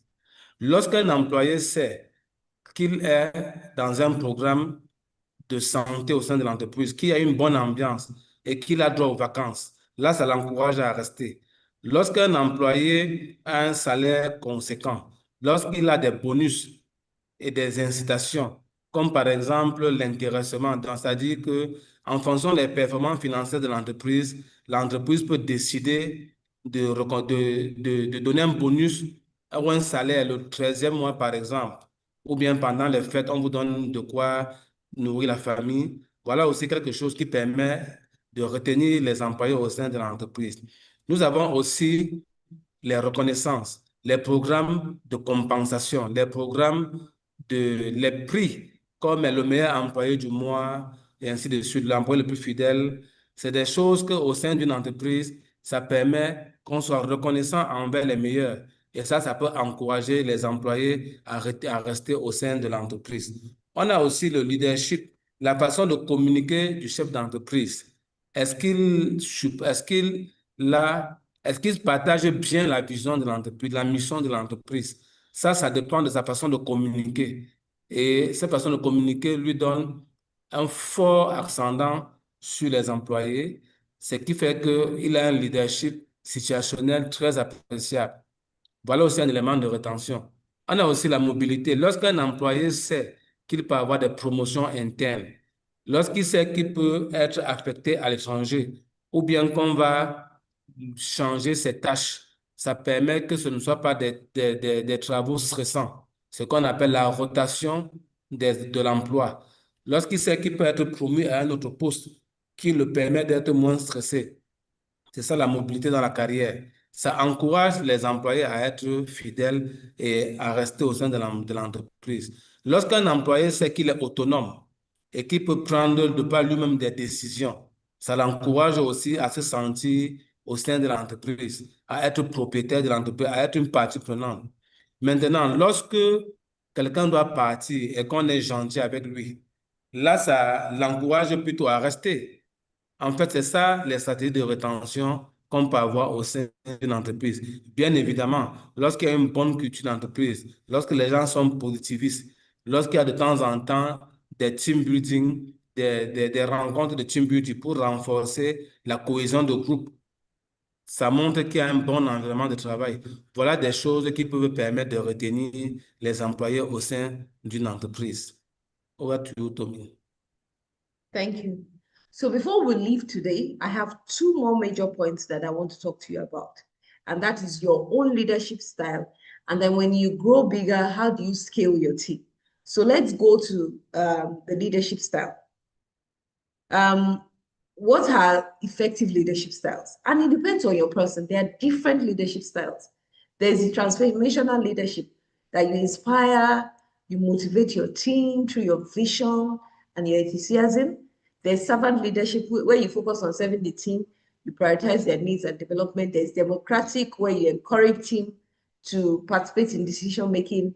There's autocratic, where you are just making decisions independently and is useful in crisis situation. There's laissez-faire, where you provide freedom to team members, you support autonomy and creativity. I would always advise people to have to understand all of those types of leadership. And it would be very nice if you can read up on them further, because there are different situations where you will need it. You can't be an autocratic leader all the time, for example. Yes, a transformational leader is usually the best, but there will be times where you need to focus on serving the team. Why? Because your business priorities at that time requires that. In crisis situations, you might need to be autocratic. In certain situations, you might need to just provide freedom to team members to support autonomy and creativity. So these are the different types of leadership. I'm sure some of you are already looking at it and say, at this stage, this is how I am: autocratic, I'm democratic, I'm servant leadership. You can share in the comments what you think you are. But note that you can be all depending on the situation. On a normal good day, I think the transformation leadership trumps it all. Over to you, Foucault. Donc, en septième chose, nous allons voir les types de leadership, les différents styles de leadership que vous pouvez avoir au sein d'une entreprise. Donc, ça sont les comportements que le chef d'entreprise doit avoir pour que ses équipes soient vraiment motivées. On a par exemple le leadership transformationnel. Ici, il est question que votre façon de faire puisse inspirer et motiver vos équipes, parce qu'ils voient qu'en vous suivant, ils permettent avec enthousiasme qu'une vision puisse être accomplie. Il y a le deuxième style qui est le style de le leadership gentil. C'est-à-dire ici, on a un leader qui donne la priorité aux besoins de son équipe. C'est-à-dire qu'il est toujours en train de servir les autres sans véritablement tenir compte de lui. Et il faut dire ici que le style de leadership dépend des situations. On a en troisième position le style démocratique. Là, on est un leader démocratique. Il encourage que tout le monde donne son point de vue et que les gens soient participatifs. On a aussi le leadership autocratique. Donc, il y a des situations où vous devez être autoritaire, comme lorsqu'il y a une crise. Lorsqu'il y a une crise, vous devez être celui qui impose ce qu'il y a lieu de faire. Ça dépend de la situation qui prévaut au sein de l'entreprise. On a enfin le style de leadership qu'on appelle le laisser faire, de laisser aller. Donc ici, chaque membre de l'équipe est autonome, on le laisse être créatif et on tient compte de sa créativité. Over to you. Thank you. So what's the best management practice? No matter the leadership style that you have, these are the best management practices for you to note. Number one, clear communication is so important. Maintain open, transparent, and frequent communication. There is nothing like over-communicating. It's better they know, and you communicate with them frequently, especially when it comes to how your business is being handled. Goal setting. Establish clear, achievable goals and expectations. At the beginning of every year, at the beginning of every quarter, just choose a timeline. Establish clear and achievable goals. Delegation. Assign tasks based on team members' strengths and skills. Learn to delegate. Learn to think about your business beyond you. Because the idea, once you've been able to move from the starting stage, you now need to think about how your business continues. How would your business continue to be a going concern? What would happen if you're not there? If you need to travel for 2 days, what would happen? So you need to start assigning tasks based on team members' strengths and skills based on what they can do. Performance feedback is also important. Provide regular constructive feedback. At the Tony Elimene Foundation, for example, we do monthly feedbacks. We do check-ins. We do appraisals once a year. That is the goal setting we check at the end of the year. But even beyond that, we have performance feedback every month. Line managers and their team members sit together and they have regular feedback so that in case something is going wrong, it's easier to catch it than waiting till the end of the year. And then recognition and rewards, again, acknowledge and reward team achievements and efforts. Over to you, Foko. Donc, nous allons maintenant partager quelques bonnes pratiques de gestion, comme par exemple une communication propre et claire. Donc, ici, il est question de savoir qu'en gestion, vous devez être transparent et ouvert. Au-delà de la fréquence élevée de communication, toujours communiquer avec les membres de ses équipes, avec son staff, ses employés. Deuxième bonne pratique, c'est la fixation des objectifs. Toujours donner aux gens des objectifs qu'ils peuvent atteindre et leur indiquer qu'est-ce qu'on attend d'eux. Faut pas laisser les gens aller comme ça là sans savoir exactement où ils vont. Troisième bonne pratique, c'est la délégation. Autant on attribue des tâches à des personnes, autant ces personnes-là, ces tâches doivent tenir compte des compétences de ces personnes. Ça évite qu'en cas de votre absence, que l'entreprise ne soit pas bloquée parce que vous avez su déléguer, vous avez su attribuer des tâches à chaque membre de l'équipe pour que cela puisse faire un système. Quatrième bonne pratique, c'est toujours faire les feedbacks des performances des employés. C'est-à-dire toujours chercher à savoir quels sont les retours, qu'est-ce que les hommes pensent de leur emploi et le faire régulièrement afin qu'eux puissent s'améliorer et être beaucoup plus performants. Et la dernière bonne pratique que nous voulions partager avec vous aujourd'hui, c'est toujours être reconnaissant et récompensé.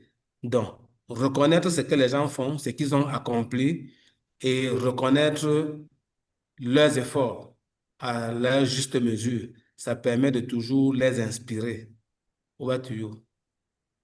Thank you. Now let's talk about conflict resolution, because one of the things that happens the most in businesses is also conflict. There will be conflicts. So as a leader, you need to have your conflict resolution skills in check. These are some of the critical techniques that you can use. Active listening. When people bring issues to you, listen very well and make sure you have an opportunity to listen to all parties involved without interrupting. It's very critical. When you start to interrupt, it looks like if you have made a decision already. Listen very well. Empathy, show understanding and consider each person's perspective. Remember, this is your business you are trying to grow. We're not growing for today and tomorrow. We're growing for the future. We're building legacies. So show understanding and consider each person's perspective. Understanding their perspective also will continue to shape your organizational culture. Mediation, facilitate a neutral meeting to discuss issues and find common ground. These are examples of how you can resolve conflicts. Problem solving. You could also approach it from a problem solving approach where you collaboratively identify the root cause and they both develop solutions. So if you choose a problem solving approach, you say, yes, there's a problem. Sometimes both of them are right. You would talk about the goal. So this is the goal. This is what we are trying to achieve. You, what's your perspective on how to solve it? You, what's your perspective on how to solve it? This is how we've agreed to solve it going forward. And then compromise is also critical in conflict resolution. Find mutually acceptable solutions that satisfy all parties. At the end of the day, you must come to an agreement. See, if you're a big organization, finance and HR will fight. You cannot sack them. HR is important to you. Finance is important to you. So you need to listen, empathize, mediate, solve the problem, and come to a conclusion that is mutually benefiting, that also helps the two parties or whatever number of parties that are fighting understand the acceptable solutions. Over to you, Foucault. Donc, nous partageons maintenant quelques techniques de résolution de conflits. On a en l'occurrence 5 techniques. La première technique, c'est l'écoute active. Donc, lorsqu'il y a conflit, prenez la peine de toujours écouter toutes les parties sans les interrompre. Parce que quand un être humain est écouté, il s'apaisit. Ça, c'est la première technique. Deuxième technique, c'est l'empathie.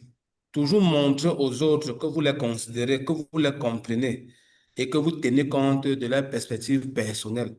Ça, c'est l'empathie. Être empathique avec quelqu'un, c'est de le considérer et qu'il sente véritablement qu'on le considère. La troisième chose, c'est la médiation. Donc, toujours être neutre lorsqu'il y a une dispute afin de mettre ensemble les différents intérêts et de se mettre sur un piédestal de collaboration. Quatrième technique, la technique de résolution des problèmes en partant de leur cause. Parce que généralement, on dit que la solution est dans la cause.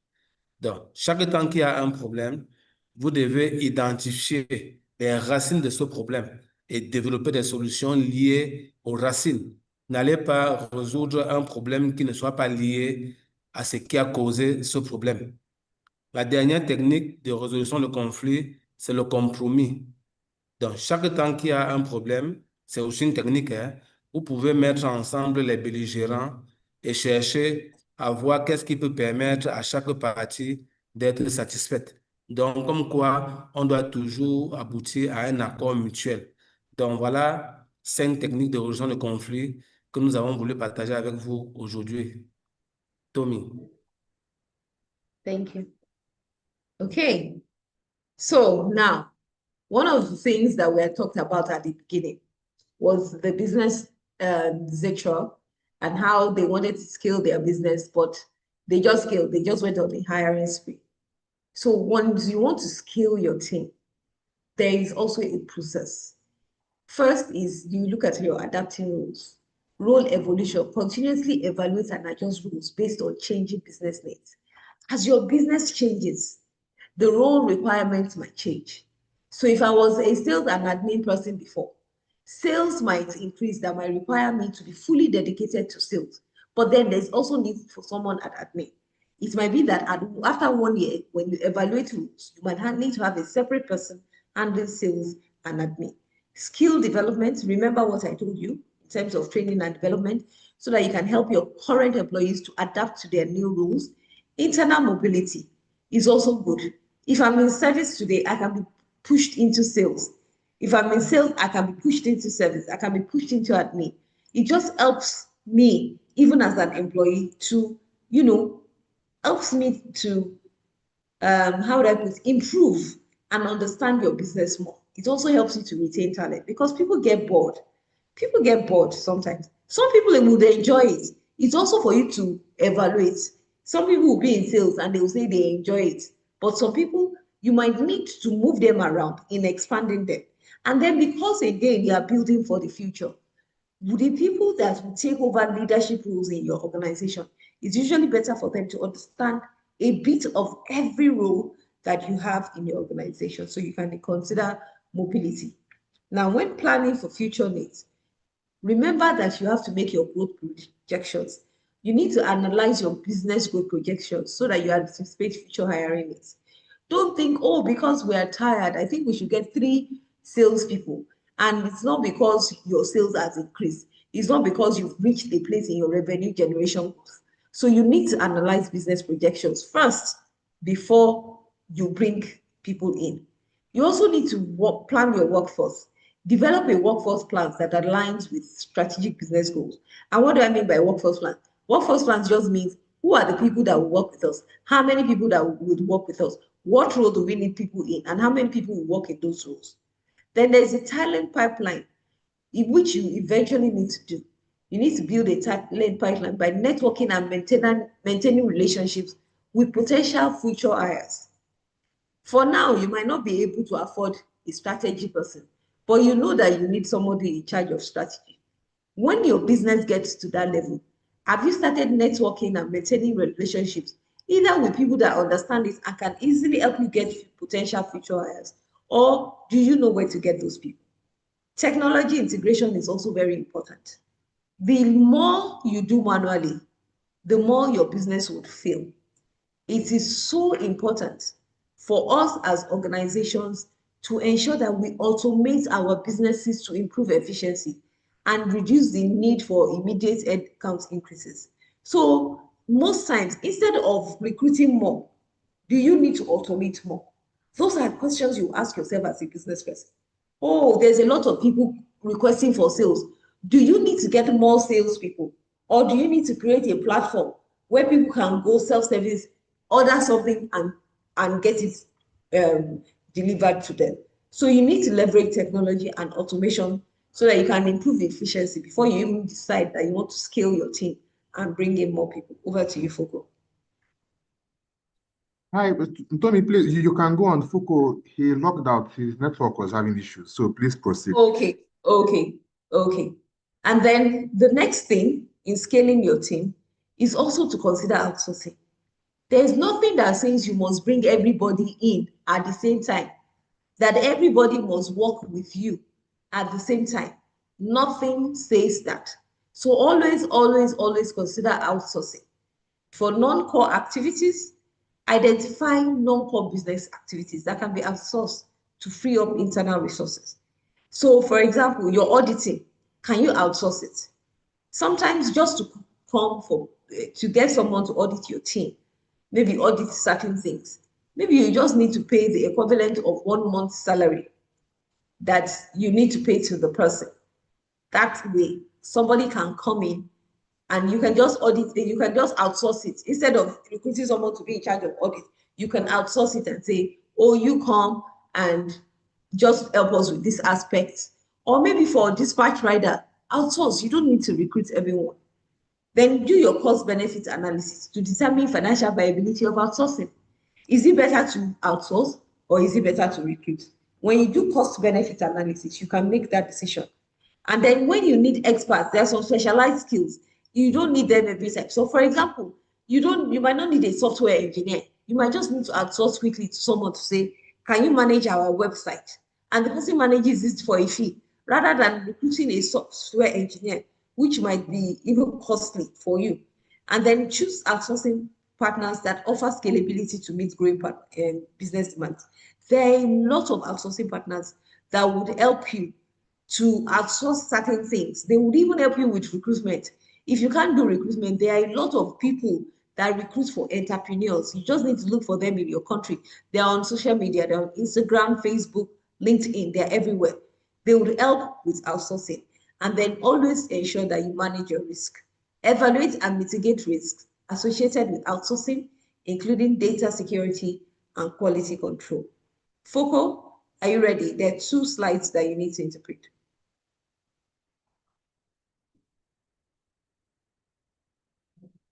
Doesn't look like we have Foko back. Okay. Yes, no, I don't think so. I think his network is still having issues. Okay. So Okay. please proceed. Thank you very much. Okay, so next, you remember that we started with a case study where we had reviewed Zirtual. So let's look at the key lessons and takeaway. Number 1, and this is also the key lesson and takeaway from everything I've been saying. 1, strategic growth planning. Ensure that when you are expanding your team, it aligns with your company's financial health and operational capacity. You should have a clear and sustainable growth plan that includes financial forecasting and resource allocation. So if you're going to recruit one person, for example, are you going to be able to pay the salary? So you need to be able to calculate and say, in a year, this is what the person will make. You take it out of your projected profits, would you be able to pay? So strategic growth and planning is very critical. There's also financial discipline. Maintain strict financial management practices to ensure that growth is financially sustainable. Implement regular financial reviews. Adjust hiring plans. The fact that at the beginning of the year you decide you wanted to hire 10 people does not mean you'll be able to hire the 10 people. So have regular financial reviews and adjust hiring plans based on the company's financial health. 3, we talked about communication. Foster open and transparent communication channels between all levels of communication. Regular team meetings, updates, feedback and loops, and generally all these things can help maintain alignment and morale. Then the culture fit is also critical. The lesson here when it comes to culture fit is that you need to prioritize hiring individuals that are aligned with your company's culture and values. They need to be aligned. They need to understand your company's values. And from some of the questions you've asked, you can determine whether people are aligned to your company's culture and values.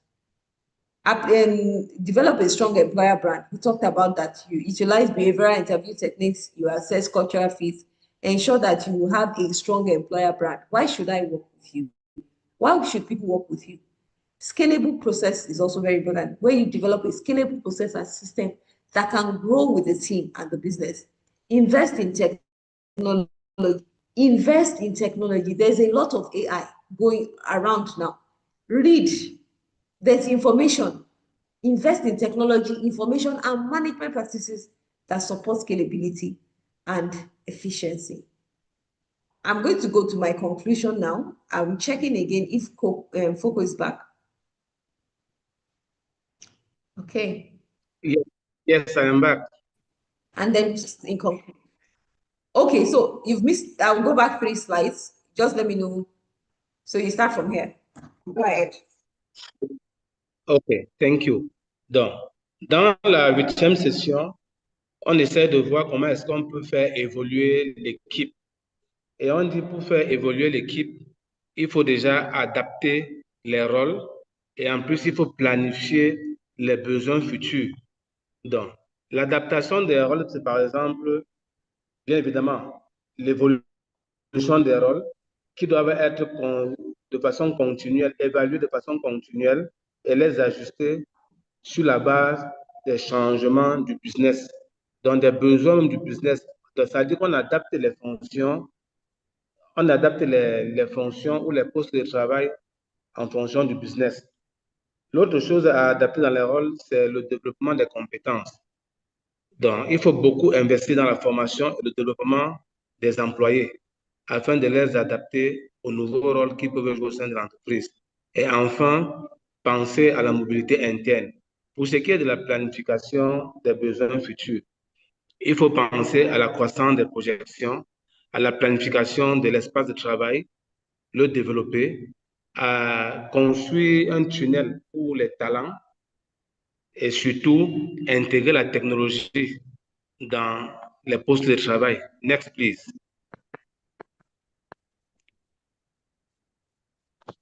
Donc, la prochaine chose, c'est de considérer la sous-traitance. Donc, ça veut dire quoi? Ça veut dire qu'il faut toujours penser à sous-traiter, donc à faire à l'extérieur les activités qui ne sont pas dans le cœur de métier de l'entreprise.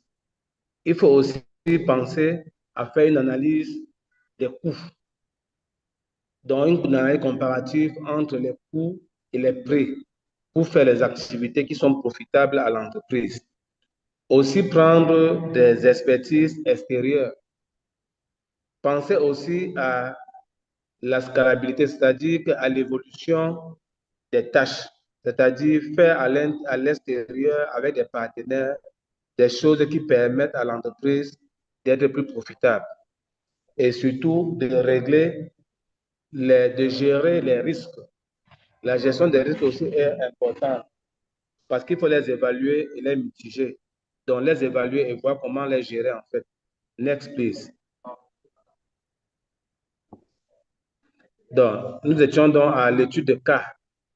L'étude de cas ici permet de mettre au devant les stratégies de planification de la croissance, de mettre au devant la discipline financière, de mettre au devant la communication effective et surtout une bonne culture. Pour ce qui est de la planification de la stratégie de croissance, les leçons ici, les leçons qu'on doit avoir, c'est quoi?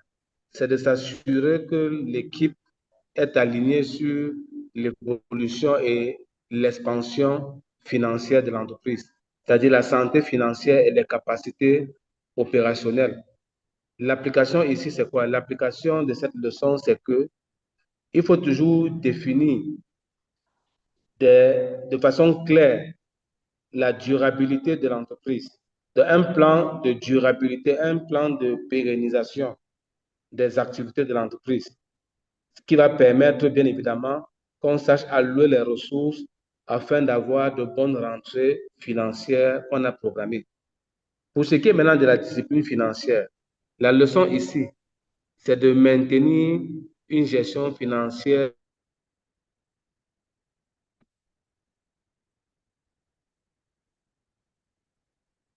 Yeah, I think we've lost him again. Okay. Okay.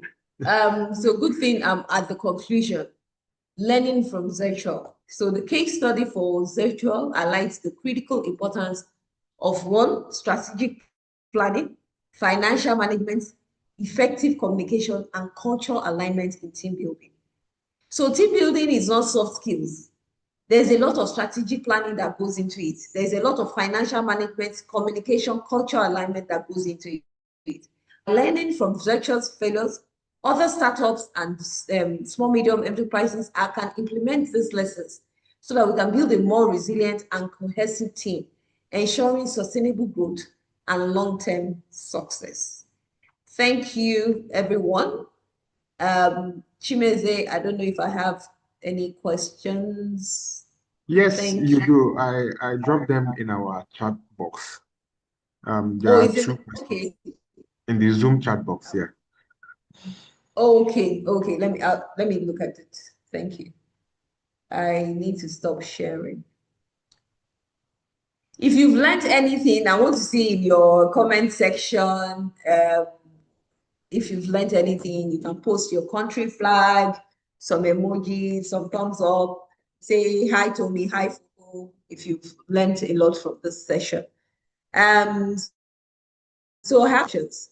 The first one says, at what stage do you need to build your recruitment procedures and onboarding of new employees when you just start, when you just start small without revenue? I think first of all is if you have done a business plan for the Tony Elumelu Foundation, and this is why we're training you, and you had not projected in terms of team members that you need, that is where you had started making the mistake. Projecting for the number of team members that you have, it starts even before you onboard. So what you need to do is to say, this is my plan as a business. When you've done all your business plan, you've done all your strategic focus and all of those things, you need to go to that part where you will now state specifically that in terms of building my team, in terms of the team that I need to achieve this, I need an accountant, I need an HR person, I need this, I need that.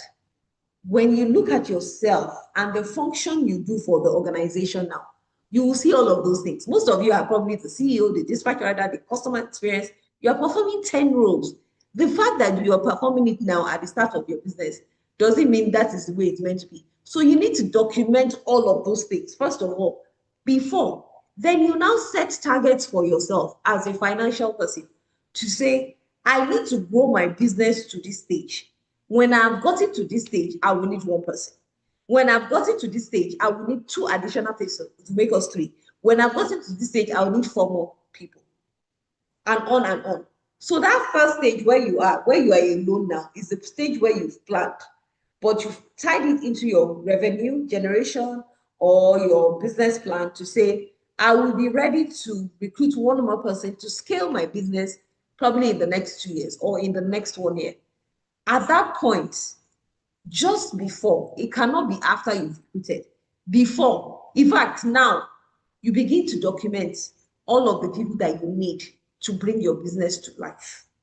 We all want to be $1 million businesses. We all want to, help Africa grow. We all want to contribute to Africa. But it is now that you start planning. So the stage for planning, to answer that question, is now. Onboarding plans will start just before you start recruitment. So you cannot do any onboarding plans now. You know certain things yourself. But at the point where you've set a target for yourself and you are getting to that target where you now know that, oh, in 1 year, I need to recruit. And you've gotten to that year that you said you need to recruit. About 3 or 4 months before, document everything very well. Your values, your vision, your mission, the offer letter template, the expectations, performance expectation, document everything end to end. And I would like you to go back to this video so that when you're watching this video, write again some of the things that we've discussed, things that you want to achieve. Document it end to end. At this point, I need to do this. At this point, I need to do this. At this point, I need to do this. As you begin to document those things, you would see whether you're ready or not.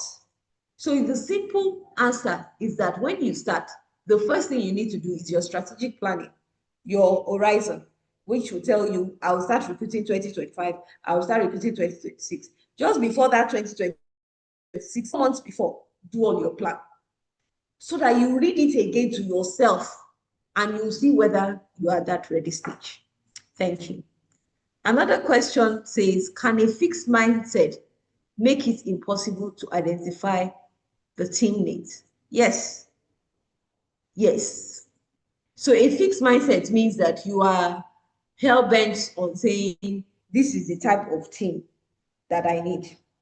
You are not interested in exploring further to understand what your business really needs.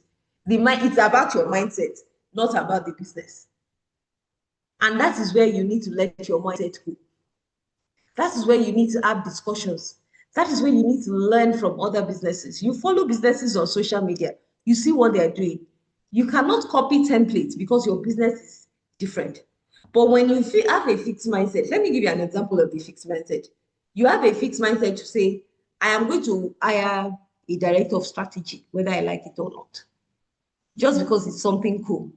And so you're not even thinking of sales, you're not thinking of anything, you just want something strategic. Meanwhile, your business is very revenue focused. You should be thinking of sales.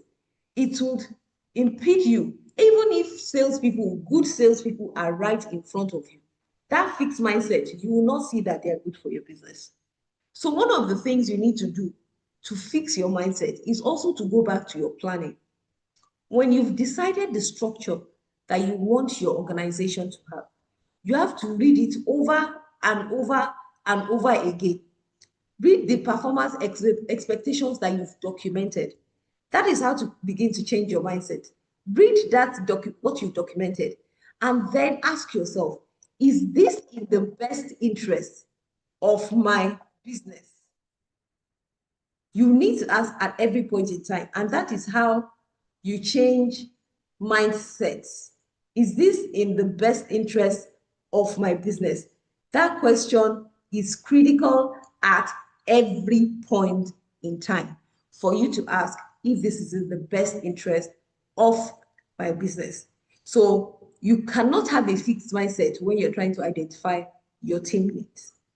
Be very open with yourself, because why are you in business? You have a goal, either revenue generation or to help people do so. Start with your goal in mind and begin to write down, these are the things that my business needs, these are the things that my business needs. It's about what the business needs, not about your mindset. Okay? Thank you very much. I think those are the two questions. I tried to look at the comment section when I was talking, and I had answered some of the questions already around. Someone even asked that, how does an employer behave? Am I supposed to be strict or am I supposed to be friendly? And I think you'll get your answer from when I had shared on the leadership matrix, the different types of leadership. You need to be able to wear the different hats of leadership at different points in time. There is nothing like I'm going to be strict. Why are you strict? Strict for what? And there's nothing like I'm too soft. And you cannot be soft always. There will be times when you'll be the strict boss. There will be times when you'll be the nice boss. But remember, like I said, draw the professional boundaries from day one. Know your boundaries. Understand your boundaries. Go on Google and search and say, as a leader or as a boss, how do I set professional boundaries for my business? Read it up. There is no limit to the amount of knowledge that you can get online or you can get everywhere. Thank you. I hope that this session has been wonderful. I hope you've gotten one or two things that you can go and implement in your business. Remember again that if you came here and you've learned a lot and you don't come back over and over again to say, this is what I'm going to implement for my business. Don't try to implement all at the same time. And that's why at the foundation, the video will be left for you to reference back later. Don't say this is what, don't be stuck and say, oh, when I'm ready. Pick two things now and say, these are the two things I want to start to implement. Remember that we are all in this business of transforming Africa and improving lives for Africans. I wish you the best in all of your business, and thank you very much for having me. Over to you, Chimeze. Thank you so much, Domi, for this engaging session. And from the comments on the YouTube channel, the session was really engaging. So thank you very much for that. I want to apologize to our French entrepreneurs. Foco dropped off a few minutes ago due to network and connectivity issues. So our sincere apologies for that. But I really hope that you learned a lot from this session. And of course, you can always go back and rewatch the session as much as you want to gain further insights. So thank you everyone for joining. Thank you again, Tommy, and have a great day, everyone. Bye-bye. Have a great day. Bye.